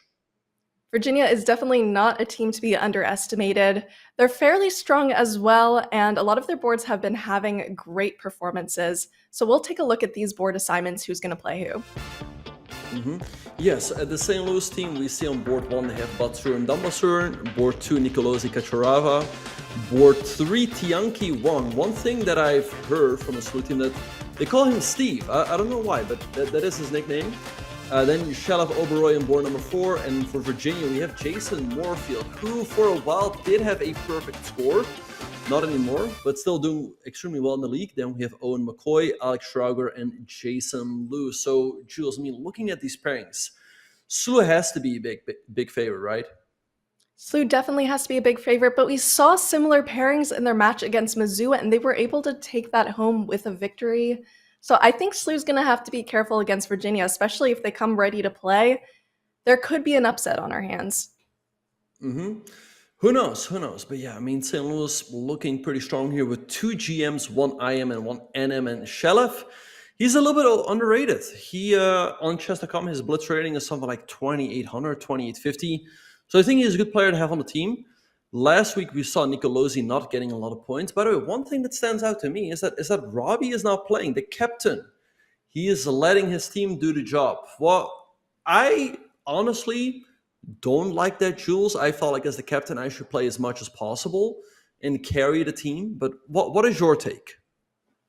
Well, that's exactly what Mizzou did when they benched Arian Taria against Virginia. That did not work out in their favor, but rating-wise, St. Louis should still be able to take it home. I think we'll see in round 1 how close the score is and if Virginia's coming to play and give St. Louis a run for their money.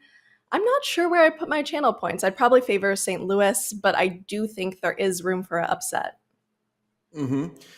Yeah, I mean, I feel like St. Louis is a heavy favorite to win this one. But one thing is also, I mean, the board points might be important since St. Louis right now is in a tie for second place. So you want to get as many board points as possible. So I think even if you play a weaker team, you should try to bring your A team. Anyway, the matches are going to get underway pretty soon. So let's see what is going to happen as the players are getting ready.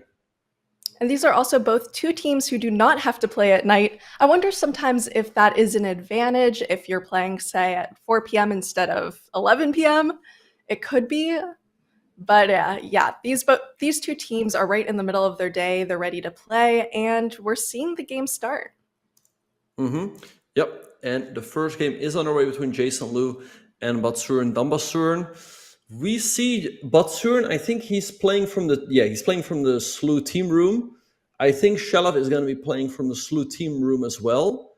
And then I think Nicolosi is playing from his dorm and Tianqi Wang, I suppose, as well. Although that dorm or apartment room doesn't look as familiar to me. I've lived in a lot of places on campus, so I know a lot of these places. And Shelov actually is one of the highest rated national masters on online blitz on Chess.com. Definitely not one to be underestimated as a board 4. That's why we've seen him outperforming his board pretty much almost every single match. So Jason Moorfield will definitely have to be cautious when it comes to this match. But tell me a little bit about these openings. Do you think that they're quite sharp so far? I know we have 3 boards that started. We have a ready on board 3. What do you think? Yeah, some interesting stuff. So we see Batsur going for the modern defense. So taking some risk with the black pieces. Tianqi Wang going for an English opening, kind of with an early b3. But we definitely have a sharp game between Alex Schrock and Alex again, winning like MVP with his expressions. Look at that. He was like, his eyes just lit up there. Like, why? We've seen so many faces from him throughout the season. You know, it made you laugh so hard that you coughed. Alex is really pulling through here with the expressions. It is very funny. It's great to see the players be expressive. For us, it's a lot of fun on our side, but it definitely looks like a very sharp game where, wow, white's not super developed, but there isn't a great attack. Queens are off the board. It looks like the game could go either way. The queenside pawn expansion could be pretty fun there for Alex. Yeah, no, you're absolutely right. That game can really go either way. And it's kind of funny. I think we had a similar opening in the game between Shelov and Jason Moorfield, the same pawn imbalance, with white having a 4 versus 2 majority on the queen side and black having a 2-pawn majority on the king side. So pretty interesting stuff. Both games started out as a Joe Bava London. We said it in other weeks as well. It's a very popular guest in Blitz games. And just want to point out, we have a channel prediction in the Chess.com chat. Make sure to bet your channel points on who you think is going to win. I have been influenced by Ben here, and I have also bet channel points on this one. So I feel it. I feel the adrenaline, you know, the rush. All right. I just went all in, put a lot of points on St. Louis. And you went all in? Yeah, again, the most you can bet is 250,000 points. And by the way, after SRM 1, I'm now at 1.1 million channel points. So that's great. Anyway, let's stay focused on the chess. That's what we're here for. But I like very interesting stuff by Tianqi Wang against Owen. An early expansion there on the king side, and maybe a nice and black threatening checkmate on f2. Curious to see how Tianqi is going to defend against that, because I wouldn't be too eager to go king side castles, but Tianqi doesn't mind at all. Yeah, does it seem like maybe we'll have a queenside castle for Owen, or would that also be a little bit scary? Right, well, we're about to find out. But talking about facial expressions, look at Alex. Nicolas just sacrificed a piece. Interesting stuff, and Alex looked like, huh? Is that supposed to work? I don't know. It looks interesting to me. The idea is that after takes, bishop takes, the king is in check, and you don't have a great way to deal with that. After king e2, there's bishop to g4. So maybe you're going to have to go rook d2, but then you're in a bit of a pin. So look at Alex again. MVP of facial expressions. Oh, he's like, what? But he does have time on his clock to calculate this, so I don't know. It does look like a little, yeah, you just have to kind of give up. Well, it's a rook for 2 pieces, right? Yeah, so rook d2, I think the right call by Alex, if you had moved the king up to e2, bishop g4 would have looked very scary, if not crushing for black. But now I think in case black takes and white recaptures, we will see that black in material has a +1 advantage, right? Because black will have a rook and 2 pawns for the minor pieces, but I feel like the minor pieces should work better than the rooks here. Bishop b5 check, nice move by white, as this check is now awkward to block. So I think Alex has the advantage here. Let's see how this game is going to proceed. I mean, we've seen him upsetting GMs in other matches. Let's see if he can do it here as well. As Nicolas, I feel like he's been struggling to find his form in the CCL. You do have to be a little careful if you're Alex here, because Nicolas, if he can, will want to bring a rook into d8. I mean, with that pin, you just have to be a little bit careful that you don't end up losing more material than you are open to actually losing. So what is the best way to defend against that? Yeah, I think, so black is going to move a rook to d8 to put pressure on the rook. I guess a nice way of defending here is knight e2 to prepare to move c2, c3 to neutralize the pin on the rook. Let's see if Alex is going to find the one. I think if he doesn't, then black has a good chance. But knight e2 to me looks quite natural, preparing this move c2, c3. And I think black is just worse after the trade on d2. Yeah, it makes a lot of sense. He's going to need to find, and here we go. He finds it. He looks a little bit stressed here. with his facial expressions. And talking about facial expressions, we saw a bit of a head shake there by Nicolas. He might have missed that move 92. And Alex is like, did he really miss that? Like, am I not just better here against the GM? Like, yeah, again, his facial expressions are pretty funny. Yeah, let's see how this game is going to proceed. But I think White has excellent chances here of scoring an upset. Absolutely. And this would be a very big win for Virginia if he is able to take this one home, especially since he is on a lower board. So doubly the upset, not just rating-wise, but also board-wise. It could be very useful for him. And there we see it. Pin is gone, taking material. So he just needs to be able to convert this. He needs to get his pieces active. Maybe could you bring your rook into c1, or is there something else better to do here? Yeah, I think rook c1 makes sense. Rook a1 as well, putting pressure on pawn. Knight d4, also a nice move.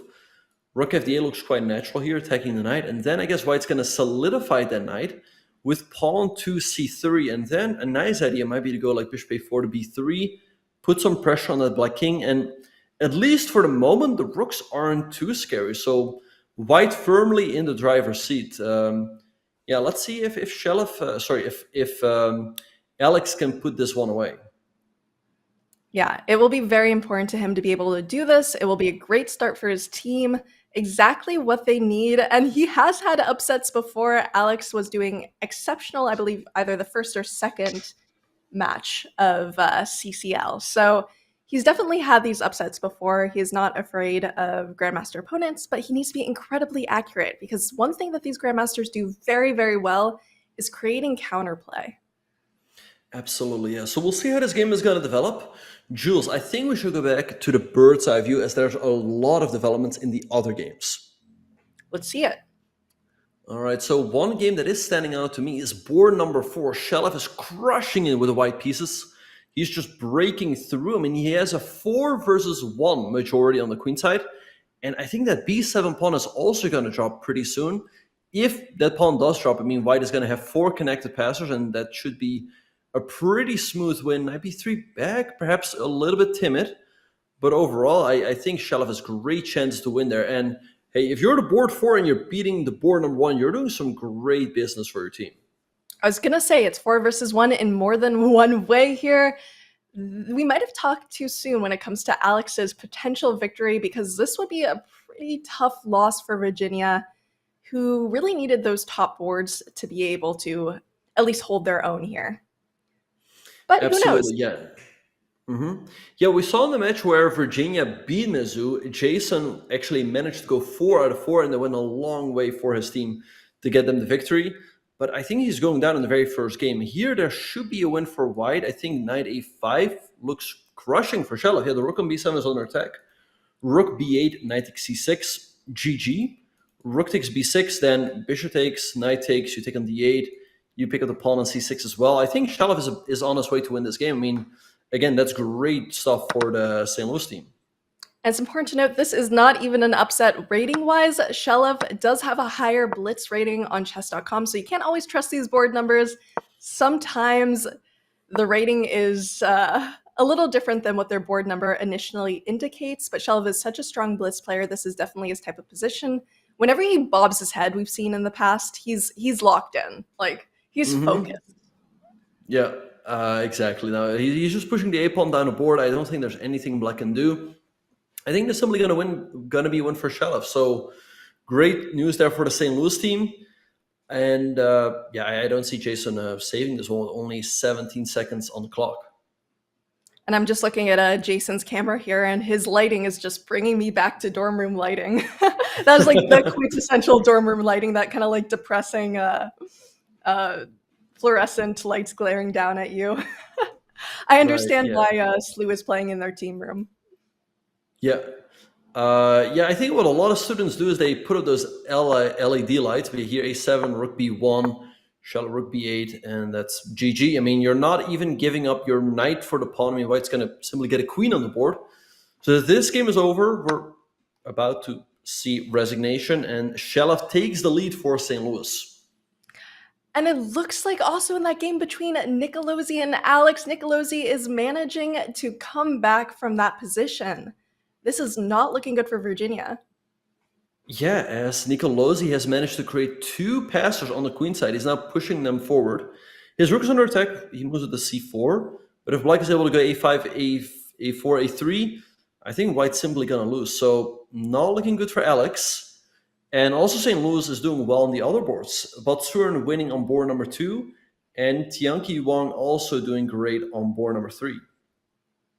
Yeah, this looks very difficult. I'm wondering what Owen McCoy's king is doing there on that C file, but it actually looks almost safer. But I think that is just an illusion. Whoa. The evil bar was swinging back and forth in that one. I don't know why, but really still anything that can happen between Tianqi and Owen. I think Botsuren is about to win his game, though, as he's picking white's position apart. Yeah, I think St. Louis might sweep. They might sweep this round. Let's see. That would not be what Virginia wants. If you sweep, if you go 4-0, it's going to be almost impossible for Virginia to be able to come back. They can do it, but they would need to win majority in their next round. It would be tough. I think it's going to be very important that they can get a point on the board. Absolutely. Yeah, no, for sure. I mean, I think Owen definitely still has chance against Tianqi. All right, so Nicolosi wins his game as well. So right now it is 3-0 for St. Louis. Let's see, if Owen loses, they're having a very tall task ahead of them. But I think he could get the win in this one. He could get the win.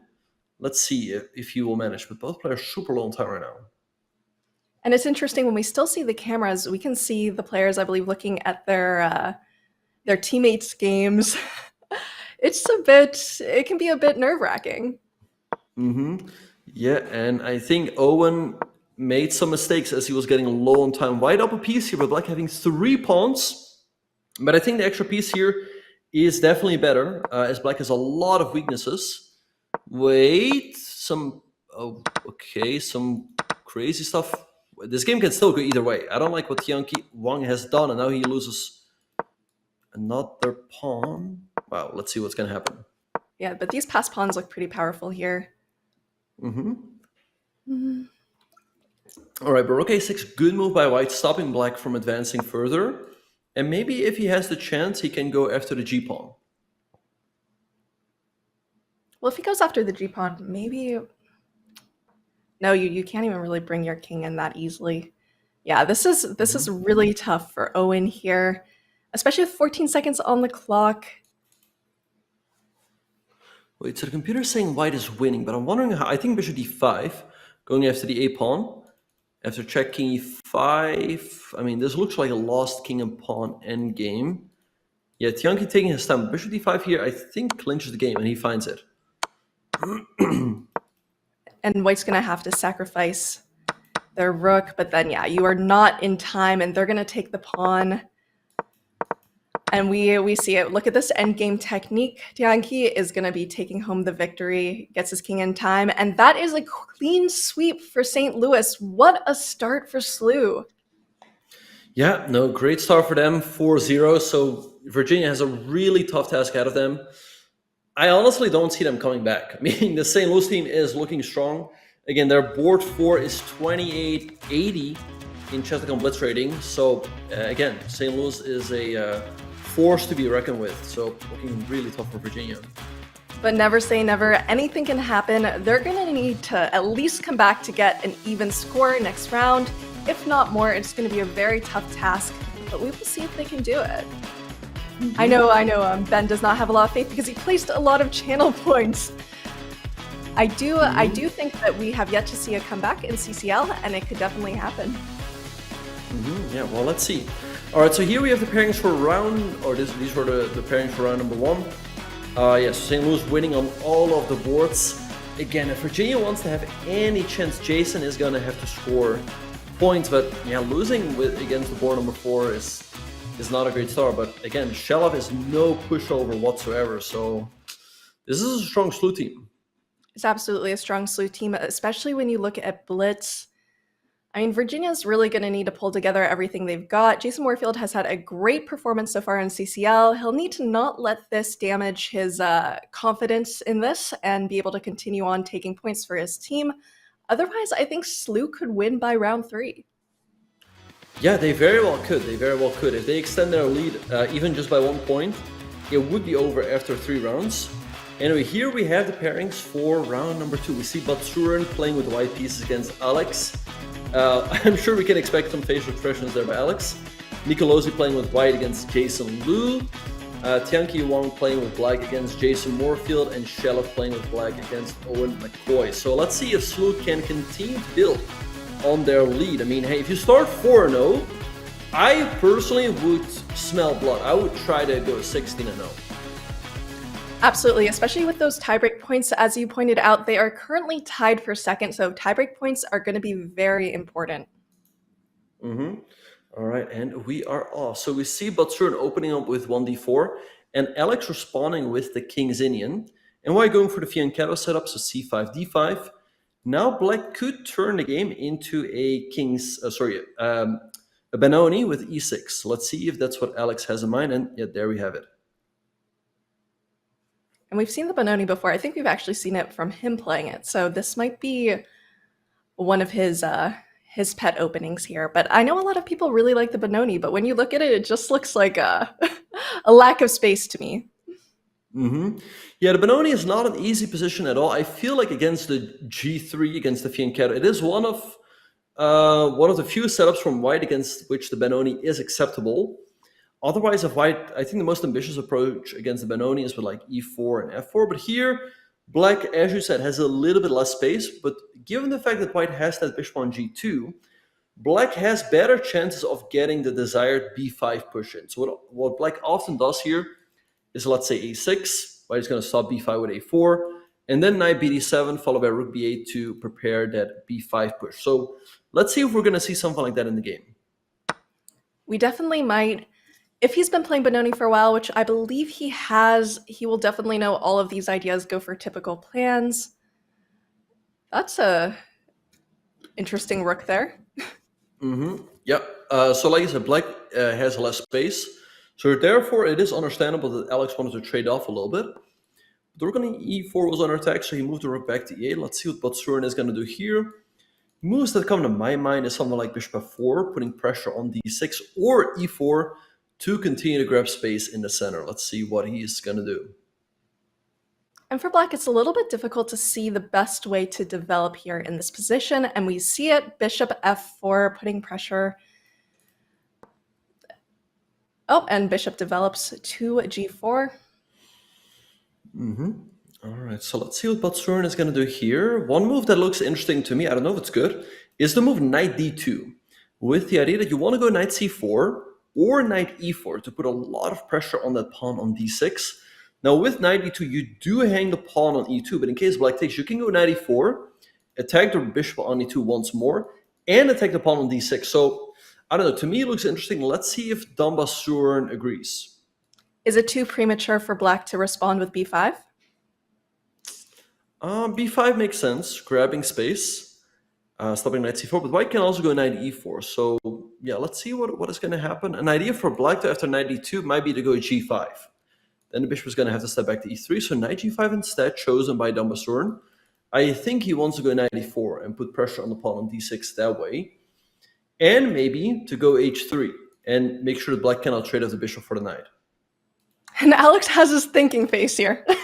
He's like, what? You know, like what is he doing? Let's see what's going to happen. Yeah, the Benoni is a very interesting opening.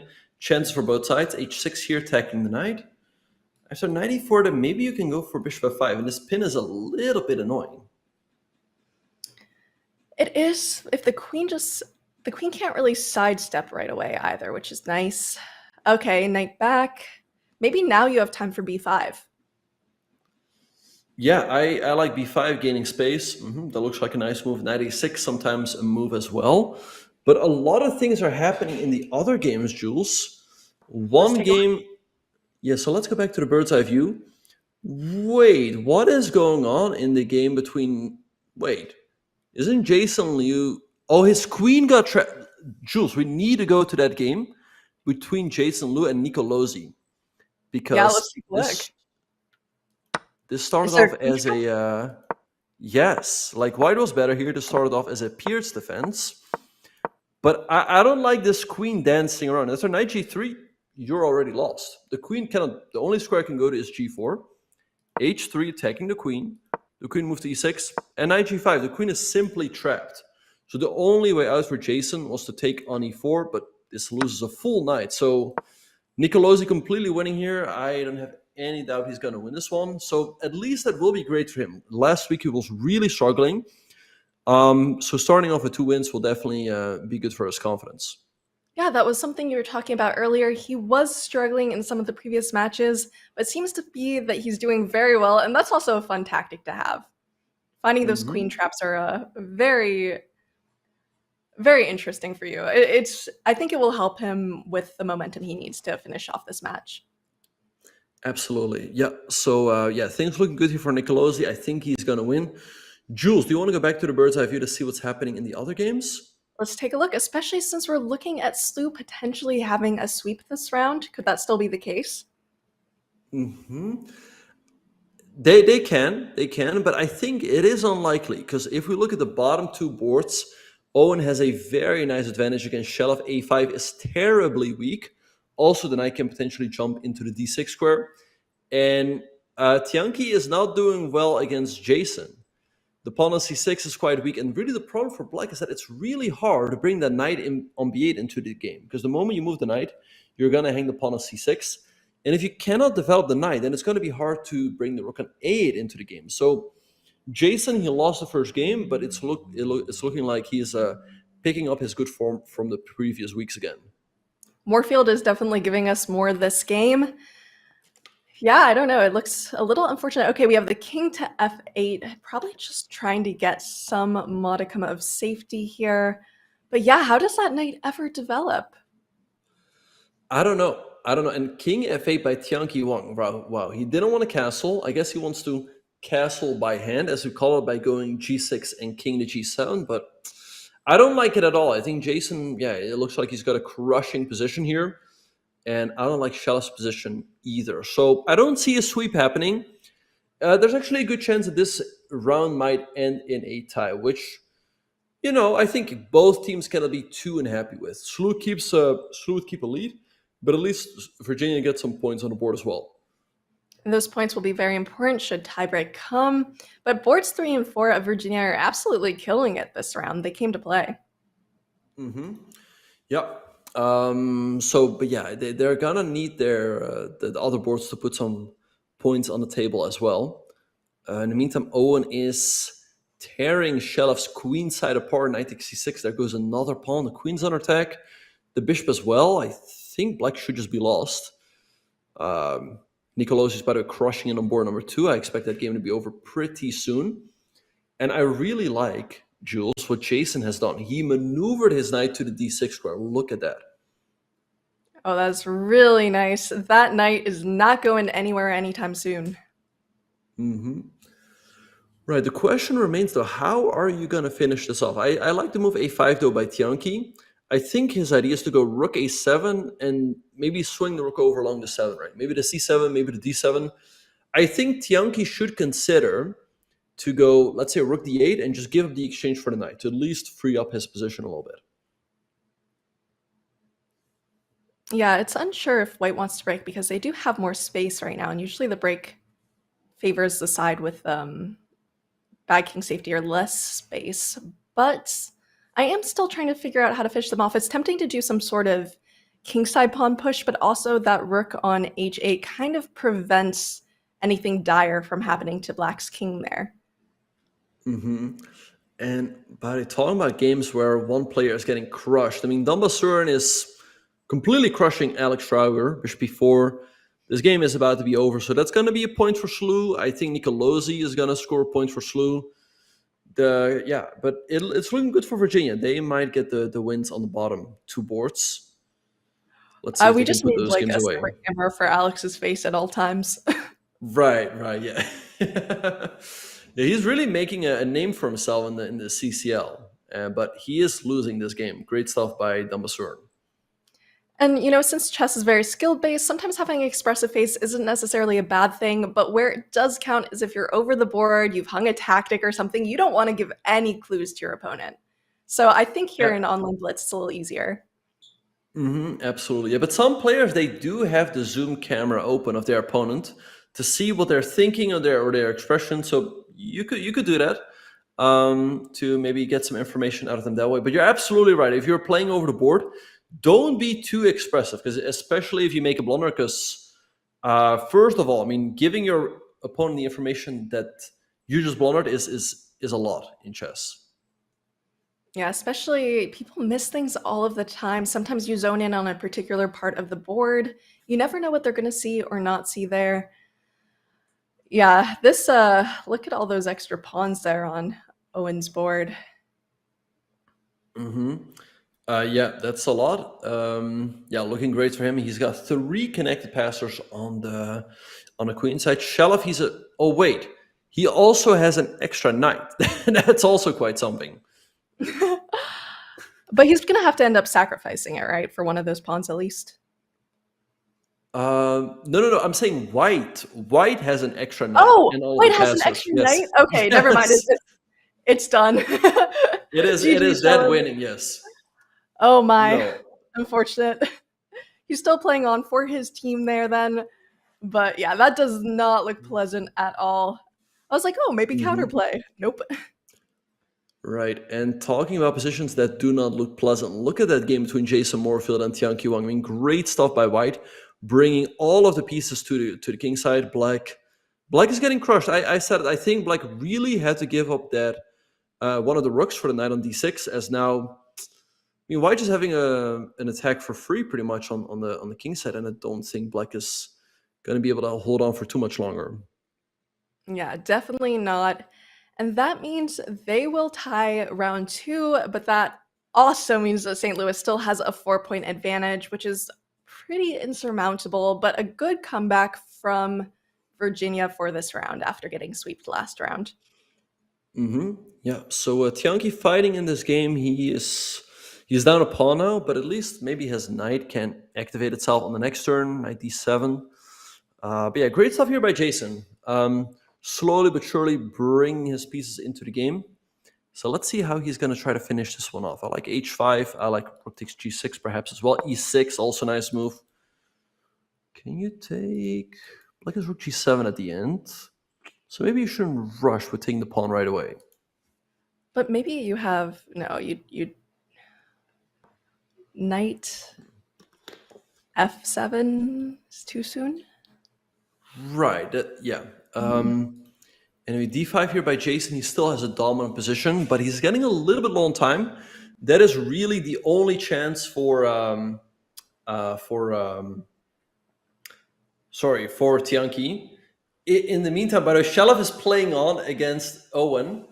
Owen has 2 knights, a bishop, and 5 pawns against the king. What Owen could do here is a Mons disrespect mate. Let's see if he's going to go for it. I would go for it. No, he got 1 knight too many. No, you should get 2 rooks and a queen, and then do the disrespect mate. But maybe he doesn't know it. There's no way. And I would be so afraid of stalemating. For you guys who haven't seen it, Amon had just a crazy mate where he was setting up all his pieces back on the board. It would be funny to see something like that. Is he going to promote to a knight? Yes, he will. So good. All right. So Jason won his game, so Virginia gets on the scoreboard. No, why did Shelov resign? Why did he do that? Wait, let's show everyone what happened in that game. Like, White got, 1, 2, 3, 4, 5 knights. No, he just was not feeling it. He was like, nope, done, no more. He was not playing along. I think Shelov wanted to give Owen the opportunity for the disrespect mate, but Owen had other plans. But overall, 6-2 lead for Slooh. Things looking good for them. But yeah, one game, Jules, that I really want to have a look at, Let's take a look at player performance first and then check out the game, because there was definitely a lot of very interesting games here. As we see, St. Louis, their board 1 is on 2 out of 2 points, but I think it's, yeah. And then Jason Moorfield has made a comeback this round with 1 out of 2. Nicolosi 2 out of 2, really coming back from his match before. Owen also doing well, 1 out of 2. Tianqi Wang has 1 out of 2. Alex Schrager has 0 out of 2, but 2 good positions. And Shelov has 1 out of 2, while NM Jason Liu has 0 out of 2, making the match score 6-2. So they were able to even it out, but it's probably not going to be enough against Slooh. Do you have a cool game you want to show? Yes. Right. So there's give us 1 second here behind the scenes. No worries. Yeah. No worries. All right. Okay. We are ready. All right. So let's have a look at this game. So Nicolosi won the first round. Let's have a look how he did in the second round. So I already don't like what Black was doing here with his queen dancing around the board, but his last move here, a5, was a big mistake. Is now, where's this queen gonna go? And Nicolosi took full advantage of that. He played knight to g3, attacking the queen. The queen had to go to g4, only square, h3, attacking the queen again. The only square you have is e6, but now after knight to g5, the queen is finally getting trapped. It simply cannot go anywhere. So Jason here sacrificed his knight to get out of it, but that cost him a full piece. And yeah, I mean, being down a full piece against a GM doesn't really promise good chances. So Nicolosi, great stuff here. He won one material very early on, and he didn't have any problems whatsoever putting this game away. So that is what contributes to Slooh's lead in this match. Absolutely, and Slooh is doing so well so far. They'll have to keep it up for their tiebreak points. They might end up winning the whole match in round 3. They very well could. Yeah, they only have to win the third round, so 2.5, 1.5 would be enough to clinch the match. So let's see. I think they very well could. Well, we'll see soon after this break.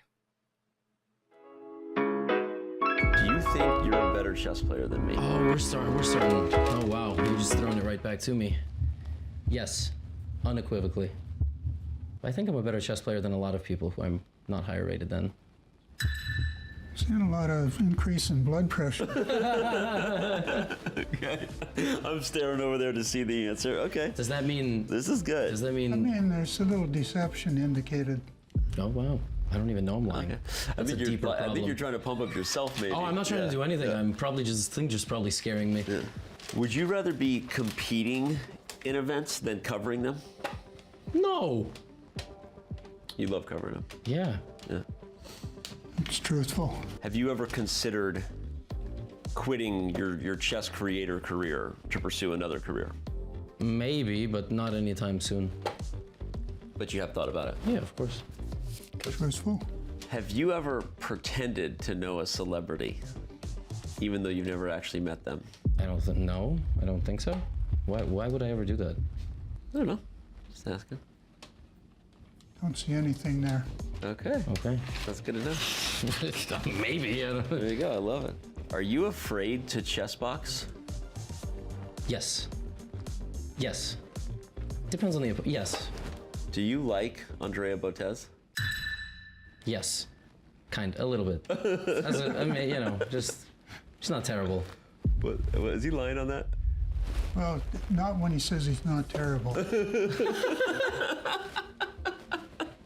It's so good. She's not terrible. Actually, you know, okay. Could be worse people. Do you ever get your feelings hurt by YouTube comments?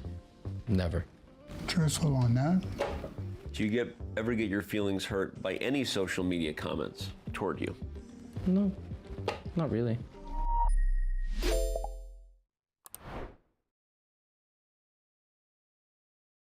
Looking to deck out your closet this fall, or a gift for that person who loves chess?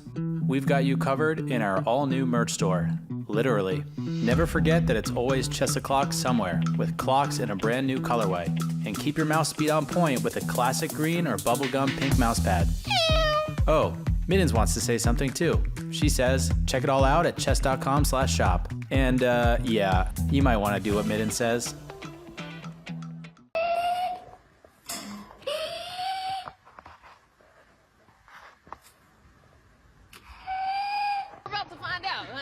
We just got started, so I'll let you know.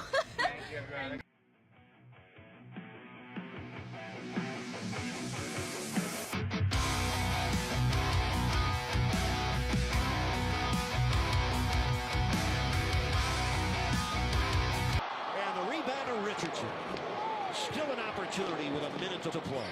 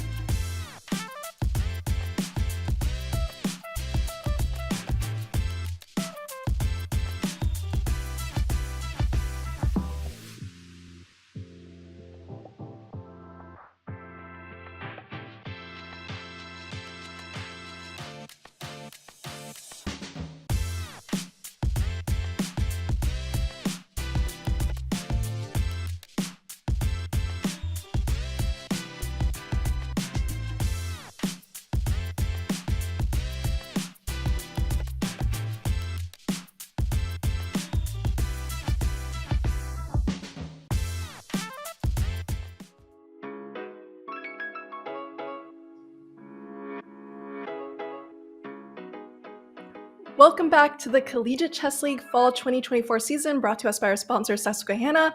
I'm Jules Gambit. This is my co-host, Grandmaster Benjamin Bach. We're about to start round 3 of Slooh versus Virginia. And so far, Slooh's doing great. What do you think, Ben? Yeah, they have a 4-point lead, so they could win the match in this round right here. I think they have a good chance of doing so. Either way, I don't really see Virginia coming back, but we've seen crazier stuff happen this season. What do you think, Jules? I'm always hoping for a comeback because I think it's great entertainment, but I do think this is going to be a match for Slooh, but they will need to get as many tiebreak points as possible. Let's take a look at the round-by-round lineup for this round.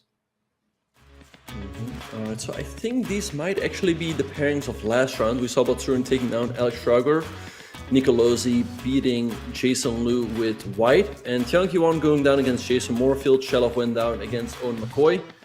So yeah, I guess we're about to see the pairings. The players are getting ready, by the way. In the meantime, the games are about to start. Jules, do you want to have a look at the player cameras? As one of the players, Owen McCoy, he's doing a bit of studying. Maybe he has some... Oh, we might have just missed it. He was just reading a book. Maybe he had some studying to do for one of his classes. Yeah, so it should be board 1 versus board 2. So this is going to be a closer round, most likely, on all of the boards. But, oh, yeah, he is stretching. No, I see it. Mm-hmm. He's getting ready. Stretching.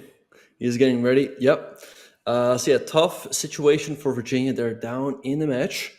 Let's see if they can come back. Jules, by the way, we do have the board pairings ready. Do we want to have a quick look at those?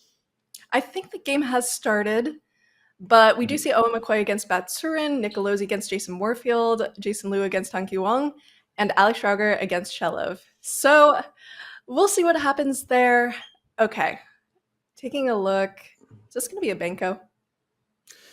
Owen says no. Batsurin invited him into a Benko or Benoni, but instead he went knight of 3, takes d5, and here black can grab the center with e5. The knight moves back, usually either to f3 or to b3, and then black goes d4. So pretty interesting stuff. White with black grabbing the center very early on. And that's probably exactly what he wants there. And you see Owen taking a quick think of how best to go through this, but I know a lot of players do not like allowing in a Benko or Benoni. It can be a little bit tricky. Now, quick note here, white should not have taken the pawn on e5 as there was queen a5 check on the king and collecting the knight on e5. So that's not good. That's why Owen castled. And now Botsurin was in time to go knight c6 and defend that e5 pawn. So what white usually does here is white continues with e2, e3 to put some pressure on black center as quickly as possible. We see a3 instead. I think here black just goes a5 to stop white from gaining space with b4 on the queen side.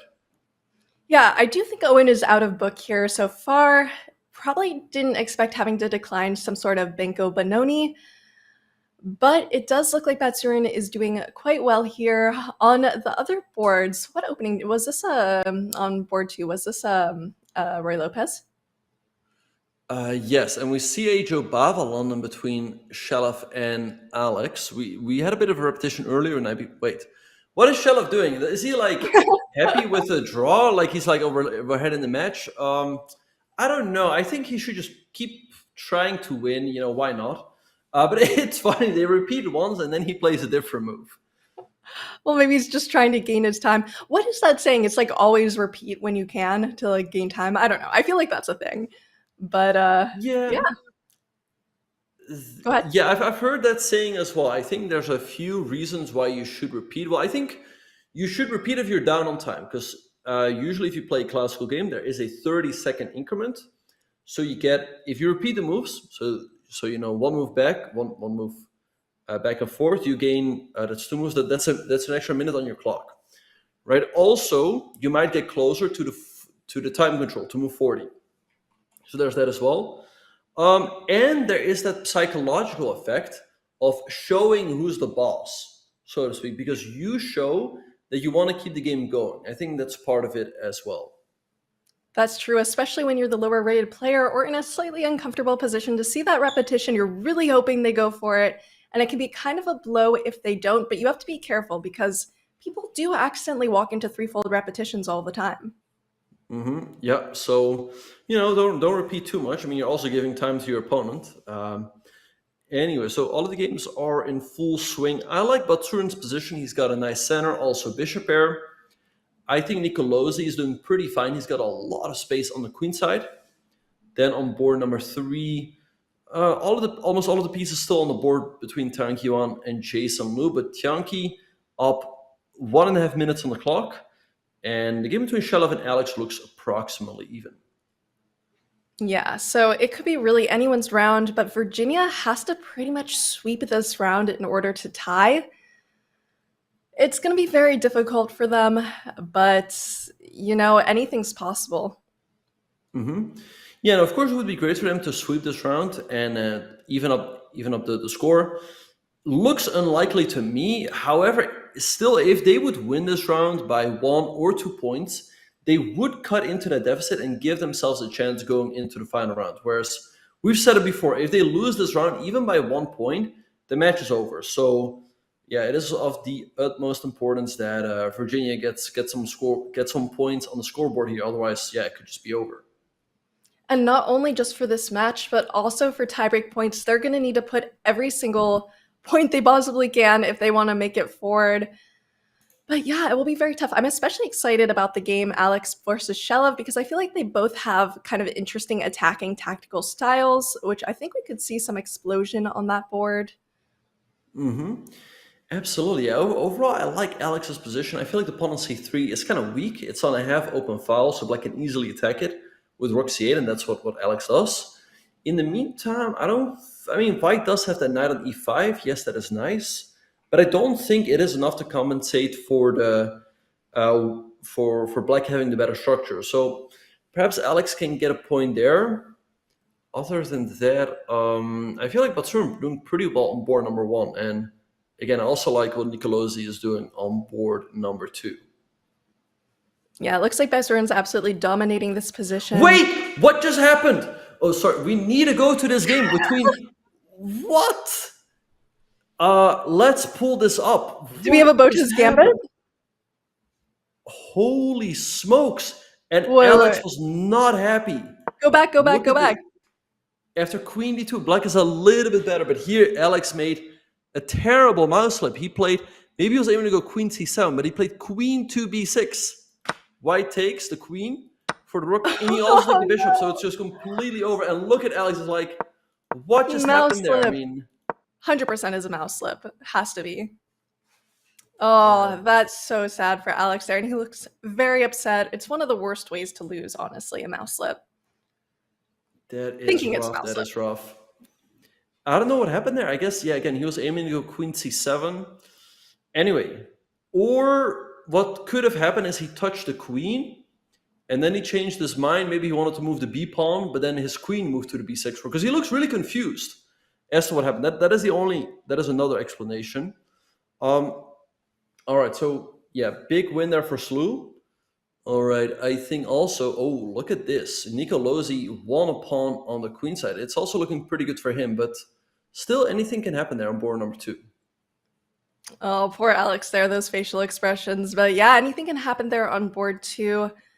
It means St. Louis just needs 1.5 points to take home the match, which they could theoretically get during this round. Mm-hmm. Right, yeah, no, they very well could. I mean, Tianqi Wang is also winning now. He just played e4, attacking the knight on d5, and if that knight moves, Black is saying that the knight on b4. So I think Tianqi is winning, but Surin is better. So I think St. Louis might just win the match right here. And that would be exactly what they need. A really strong performance so far from St. Louis. Virginia's had some tough pairings. They've done very well, but this round, it doesn't really seem like they're going to get the comeback that they need. No, yeah, I don't see it happening. But yeah, St. Louis, I mean, if you're playing the bottom seed in the group, which is Virginia, you're really expected to win the match. You're not only expected to win, you're also expected to win by a big margin. So they need to keep their foot on the gas, try to score as many points as possible. As we've said it before, they've lost the match, so it could very well come down to tiebreak points. So every game matters. Especially looking at this game, Nicolas versus Jason Moorfield. So far, it looks like Black definitely has all the outposts it could ever need. I'm wondering why that move wasn't really good, but maybe you're able to consolidate, get some king safety. Yeah, I suppose Queen e2 was just a little bit too slow. I suppose there must have been something for white, even though I also don't know exactly what it was. But now Black can go knight g5, maybe knight back to h7. Yes, white does have some compensation, but Black is up a pawn, so I like Nicolas' chances here a lot. That being said, he is down a minute on the clock, so let's see how this game is going to develop. And this is not a position you want to be down a minute, especially maybe that rook on h1 could become an issue later on, although I think the bishop on g7 is doing a great job of defending, and it looks like the bishop on c1 isn't going to be able to challenge it anytime soon. Mm-hmm. Yeah, Nicolas just needs to move here. Goes queen e8, okay. Maybe now just bishop d2 for Jason, maybe double up on the h file, rook h2, rook h1, and hope that at some point you have something. Although Black's kingside is looking pretty solid for the moment, so I don't know, we have g4 instead. I wonder what his idea is with that one. I'm not exactly sure. Maybe eventually hoping to challenge the knight, make it move, but I don't see the best way to do that. He goes knight f1, aiming to go knight g3, I suppose. Again, Black's better here, but the clock is ticking down more and more. 30 seconds for Nicolas. He needs to speed up. I also like that decision. The only issue is you are not going to want to trade your light or your dark squared bishop if you're Jason here, and I don't see any other great way to get rid of that knight. Mm-hmm. Knight h7 was played. All right, so in the meantime, by the way, Tianqi Wang has won his game as well. So now we're looking at an 8-2 lead for St. Louis. Any additional half a point would clinch the match for them, but Virginia is trying to fight. They definitely need that half point. I think they're probably going to get it, but it does seem like Virginia is doing their best here. They're fighting, and this game could be a little bit more of a fight than initially expected. So how do you make progress as Black if you're trying to go for the win? Good question. I don't know, but just move. Don't get down to like 2 seconds on the clock. Oh my. 4 seconds versus 1 minute and 42 seconds. What was going on there? I didn't even see that. Yeah, there goes the pawn. I don't like what Nicolas did here. He's got no time on the clock. You're really asking for knight f5. Just go for it. Just go for it. Knight f5, sacrifice the knight, take here. Just do it. Like, there's no better moment than now. Might as well try. It does look really strong. But he's definitely thinking, and actually he can think. He has 1 minute and 20 seconds. The worst thing you can do is move super quickly just to pressure your opponent time-wise. He should think about the sacrifice, and he does it. Okay, let's see it in action. Queen f6, but bishop takes h6. Yeah, black's kingside is getting picked apart here, and Nicolosi barely getting his moves off. But g5, ooh, queen g6. There's got to be a win here. There's got to be a win. There's no other way. Like, even just doubling up on the h file is looking really scary for black. Yeah, but the thing is here, I think you're going to need something that maybe takes a few non-forcing moves, which is a little bit scary. Okay, just move the king against the e2, but knight e7 is mate if black sees it, but now queen h3, and I think black's gonna lose.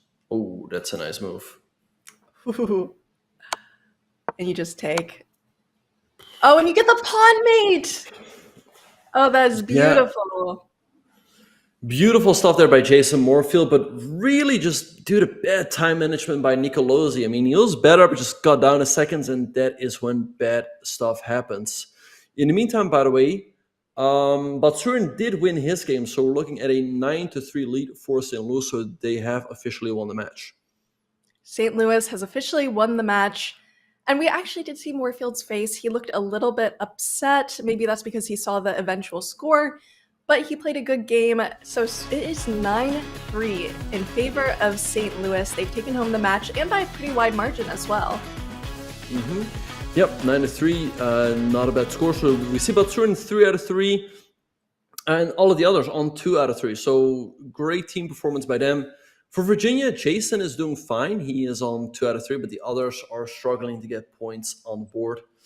So we'll see what's going to happen in the last round. Even though St. Louis has won the match, it's still important for them to get points on the score table, and also for Virginia, as again, it could easily come down to board points for both of these teams. As St. Louis is going to be fighting for the top 2 spots, and Virginia would love to make it into those top 6 to make it into the playoffs. Yeah, and Virginia is going to need to do the best they can. The board ones will be playing board 1, board 2, and so on and so forth. So we'll be seeing Batsurin, who's been performing well, against Jason, who's also been performing well. That will be an interesting match. There's definitely a lot that could happen, but it seems that Slooh has taken home the match with a round to spare. They're still going to need to get those tiebreak points. Do you think they'll be able to have another clean sweep? I think they could. I think they very well could. Yeah, so let's see if it is going to happen. I'd say it's more, it's likely that it's not going to happen, but I think it very well could. Anyway, we are off, and we see a very interesting opening by Batsurin as he plays bishop f4 on move 3. So very interesting stuff in his opening here. Yeah, it seems he can be a little bit more creative now that his team has won. But let's take a look here. Okay, so the white bishop, or the dark square bishop, is a little bit locked in, but also it seems to be doing its job there on the F file. Would you say that that's going to be an issue that's blocked in, or is it going to be able to be free soon enough? Yeah, so with b6, Jason is aiming to activate that bishop with, let's say, bishop b7 next. So I don't think it's a super big issue. Batsurin should be a little bit better because he's got slightly more active piece play, but if black is able to go like bishop b7, knight b7, or knight c6, I don't think black has much to worry about either. So a3 by white, but I don't think I wouldn't be too concerned about b4 because you can just move your bishop back to e7 or d6. So I feel like white's a tiny bit better, but if white doesn't do anything in the next couple of moves, black might just be fine. Yeah, and white's trying to activate castle, get some king safety. I do like these bishops. I like both sides' bishops, actually. I like both white and black's bishops. They're both aiming towards king side. Maybe even black's bishops are a little bit more secure where they are right now.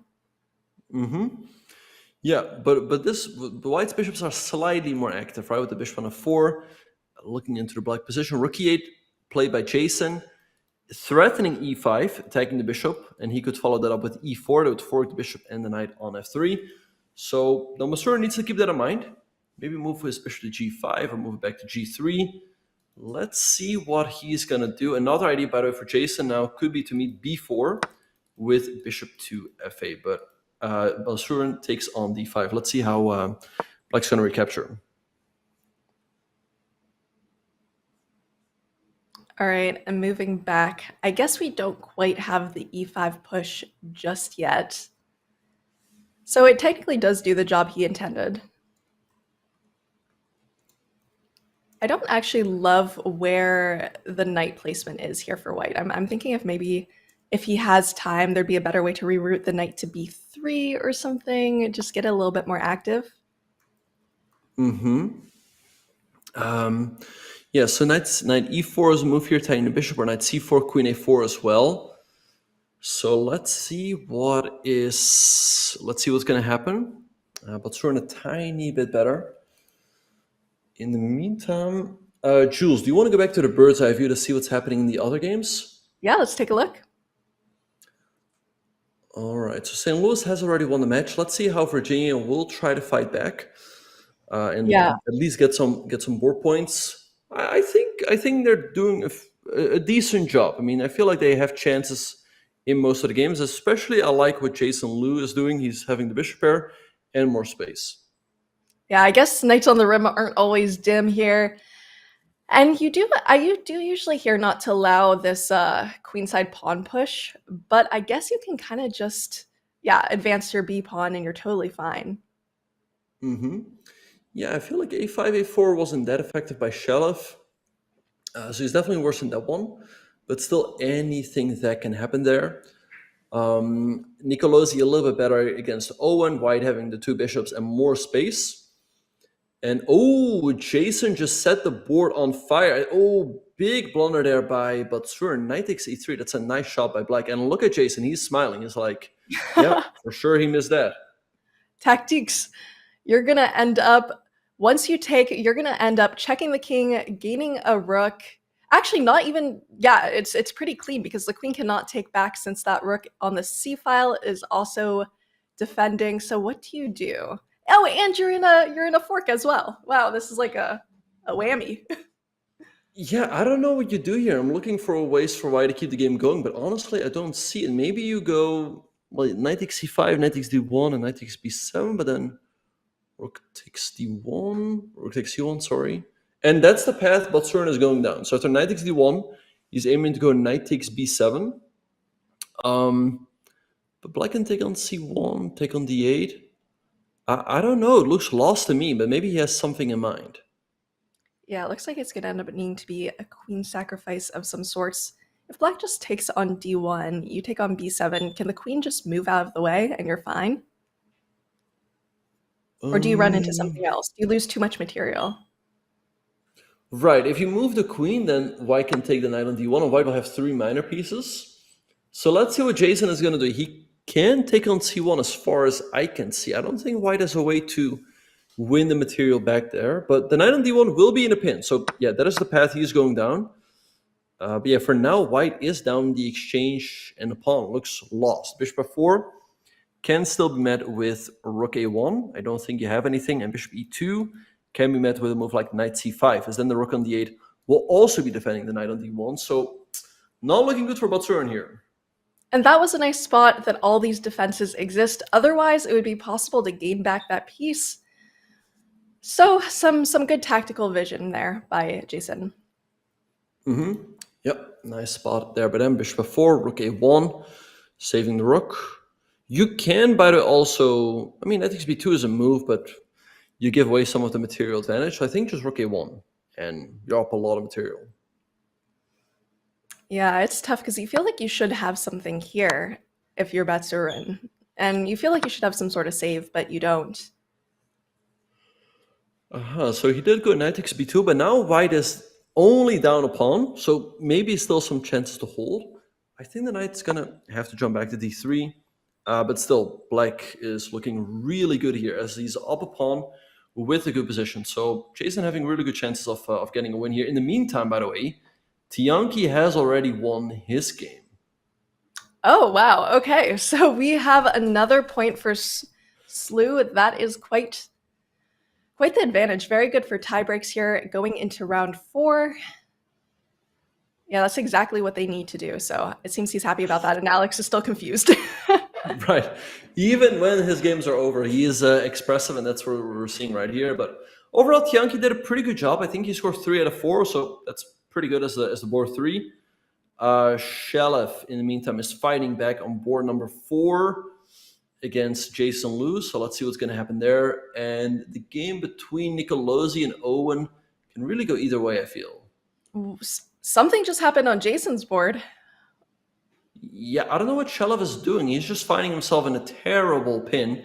If you are in a pin, get out of the pin as quickly as possible. And that's Shalev didn't do that. Now Rook D1 is coming on the next move.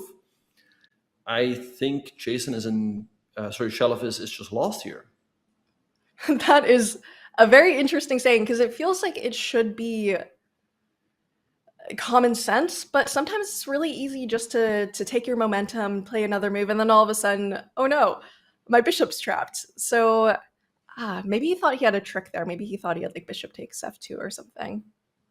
Right, rook d2 was a very clever move by Jason, not to go rook to d3, because after rook d3, indeed, then there would have been bishop takes f2, followed by taking the rook. But here, there's nothing you can do. Rook d1 is coming next. Shalev is so expressive. He's like shaking his head, rolling his eyes, like, what did I just do? But yeah, there's just nothing to be done here. Rook d1 is coming next. He's just completely lost. So at least Virginia is going to get some more points on the scoreboard here. And Slooh is the 4-time CCL champions.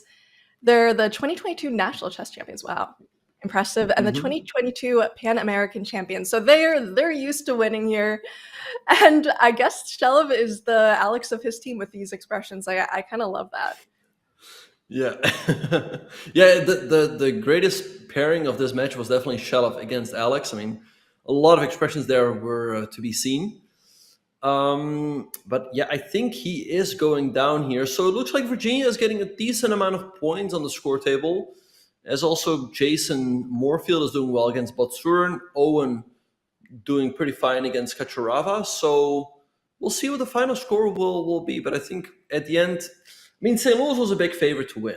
I mean, as long as Virginia gets a decent amount of points on the scoreboard, they cannot be too unhappy, I feel. Yeah, absolutely. And then they get some of their tiebreak points. They're happy. And meanwhile, speaking of happy, it looks like Jason Liu's going to be pretty happy with this position because he just is up a piece. That's exactly where you want to be, especially on an endgame. A full piece, yeah, not even for a pawn, just a full piece, yeah, for absolutely nothing. So I do expect him to put this one away. That being said, Shalev is a tricky player. He's going to try, but after bishop d1 now, you're also losing the pawn on a4. Rook d1, of course, also completely winning. King gets active, and this is exactly what Jason Liu knows. Like, this is a position that a lot of players love to be in. There's very little counterplay, very little ability to be tricky, but as we see, there are still these kingside pawn pushes, which doesn't do a lot, but it's the best try here. Shalev playing out. Maybe he's hoping that Jason will do the disrespect mate. He can. He's got enough pawns and pieces left to go for that one. It's kind of funny that Shalev is playing on until checkmate.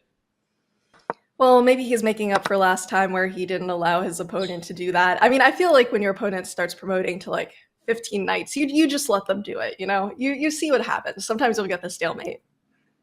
Right. Anyway, in the meantime, Jason Moorfield is having a big advantage against Botsurin. He is up 2 pawns to connect the passer on the queen side. Botsurin trying to fight back, but it looks really tough. Yeah, who knows though? I mean, both players are getting lower and lower on time. But one thing to be said about Virginia versus Slooh is the players have very similar time management. We haven't seen crazy time differences like we did in the SRM match. So that actually makes it more difficult because when a player has an advantage and you have equal time, you can pretty much expect them at this level to convert. Mm-hmm. Oh, knight takes c5. What was that? What? Oh, okay. Never mind. I jinxed it. Commentator's jinx. Oops. Wow. And look at Botsurin. He is smiling. He's like, how did he blunder that? I mean, I need to send Jason Moorfield apology note. Oh, that's rough. That is rough indeed. Terrible blunder by Jason. And now Batsurin is about to finish this one off. Yet his H-pawn is unstoppable. Oh, and that is rough. You see, Jason just does not look happy there. I blame the fluorescent lights. If he was in a team room, he'd have converted, for sure. Right. In the meantime, by the way, Owen did win his game against Nicolosi, and we saw a bit of a fist, or I could see a bit of a fist bump. Unfortunately, we missed it, but Batsurin wins his game. So overall, that finishes the match 11-5 for Slooh. I think, a decent amount of board points for St. Louis. They got the match win. They work on their tiebreak. And for Virginia, it's also, again, they got some board points, which is also going to be important for them to try to make the playoffs.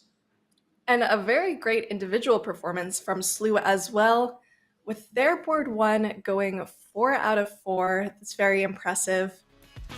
They have their board 2, 2 out of 4. Their board 3, 3 out of 4. Also considering he's playing up board-wise, very impressive. And Shelov, 2 out of 4.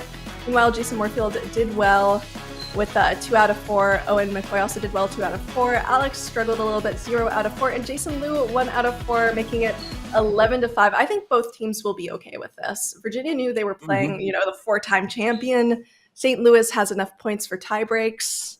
Do you think both teams will be happy with this performance? I think, both teams are okay with this performance. I guess some players like Nicolosi and Shelov, they would have liked to score more points. And I feel like really for Slooh, they beat Virginia, but we saw them losing last week to SRM. I feel like they're going to have to step it up a little bit against the stronger teams. So we'll see if they can do that in the upcoming weeks. Anyway, Jules, I think there's one game that I want to go over. Some very interesting stuff happened in this last round. But let's have a look at this game. All right, so we see here that Shelov, after bishop takes d4, the material is even. And white took the pawn on c4. So still black is under some pressure. The bishop on d4 is pinned. So that's not that easy to deal with. Also, the pawn on b7 is hanging. And here the move black had to play was to move pawn to b5, attacking the queen. With the idea that in case white takes, you recapture with the pawn. You can play b5 next to push the queen away. But instead, Shelov, he didn't sense the danger. He played pawn to c6, defending the pawn on b7 that way. But here, Jason played a very clever move. He played rook to d2, aiming to double up with rook d1 coming next. And there's nothing black can do. The point is, by the way, that you shouldn't play rook d3, because after rook d3, black has bishop takes f2, and then black takes on d3, and black is winning. But after rook d2, that doesn't exist, because after rook d2, in case black takes, you can take with either rook, and you get a big material advantage. So Shelov played queen e6, rook takes d4, the rook is defending the queen is defending the rook, and black was simply completely lost here. Takes, Shelov tried rook d3, rook a1. White simply up a full bishop, and Jason had no trouble converting his advantage into a full point.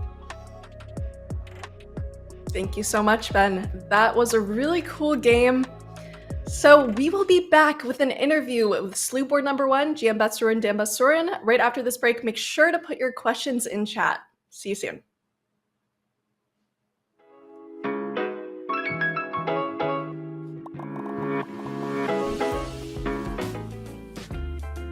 So generally, I'm a big fan of Eric Rosen in general. I recommend him heartily for his content, which is both really fun and really educational. I think he has a great presentation style, and he's actually opened my eyes to quite a few gambits and variations that I was not aware of. Treat Every Blunder as a gambit is, I think, good at building the kind of mentality that I would approve of. Because if, let's say your opponent hangs a piece, and already I'm saying hangs a piece, that's not the right way to put it. A piece leaves a piece hanging, and you're trying to figure out, is there some hidden nefarious design behind this move, or is it just a straight up blunder? It's very important not to go too extreme into either side. You should not just assume that it isn't a blunder because your opponent is rated X and you're rated Y. And I've kind of was impacted by this as a lower rated player. When I faced someone higher rated, I would just kind of assume that they saw everything, and that if they made a move I thought was a mistake or a blunder, that there was absolutely no way that I could be seeing more than them. And that went out the window with experience, because I realized everyone's human, everyone makes blunders. Even GMs leave pieces hanging. It's not common in longer form OTB chess, but in Blitz and Bullet, you'll see it happen all the time. And when I do it on stream, people are often so surprised, like, oh my God, he hung a rook. Oh no, my rook. But it's actually quite common. I mean, there's nothing about me or any other GM that inherently keeps us away from blundering pieces. So I really like this piece of advice. I think it tells you to treat your opponent's moves with respect. So don't just automatically laugh at your opponent and assume that a hanging piece can be captured. You should double check that there is no hidden intention behind it. At the same time, you shouldn't give your opponent too much respect. And if you don't see a reason that a piece should not be captured, you should always trust yourself. At the end of the day, if you trust yourself and your opponent ends up fighting you in the you-know-where, listen, then that was a great experience, a great learning experience. And then you can ask yourself, okay, what did I miss, right? What can I pay attention to next time the situation occurs that'll make me a better chess player? That's the great thing about chess, is that no matter what happens, in the end, you do benefit. But this mentality of always double checking and not making automatic moves, even when you get really excited about a potential blunder, I'm all for that mentality, and big fan of Eric Rosen in general. So definitely a good piece of advice to put into your general toolbox.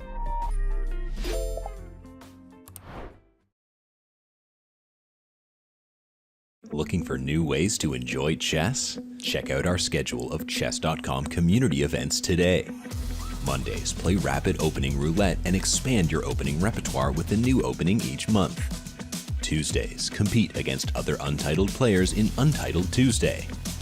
Battle your way to the top in Arena Kings on Wednesdays. And finish the week off each Saturday with the blistering Community Bullet Brawl. All happening in the Community Club on Chess.com. Want more chess on the go? Check out all of our essential chess apps. Turn your phone into a chess clock. Learn with Dr. Wolf. Tackle new chess challenges. Entertain your kids with Chess Kid, and level up with fun and adventure. Download them all at chess.com/apps.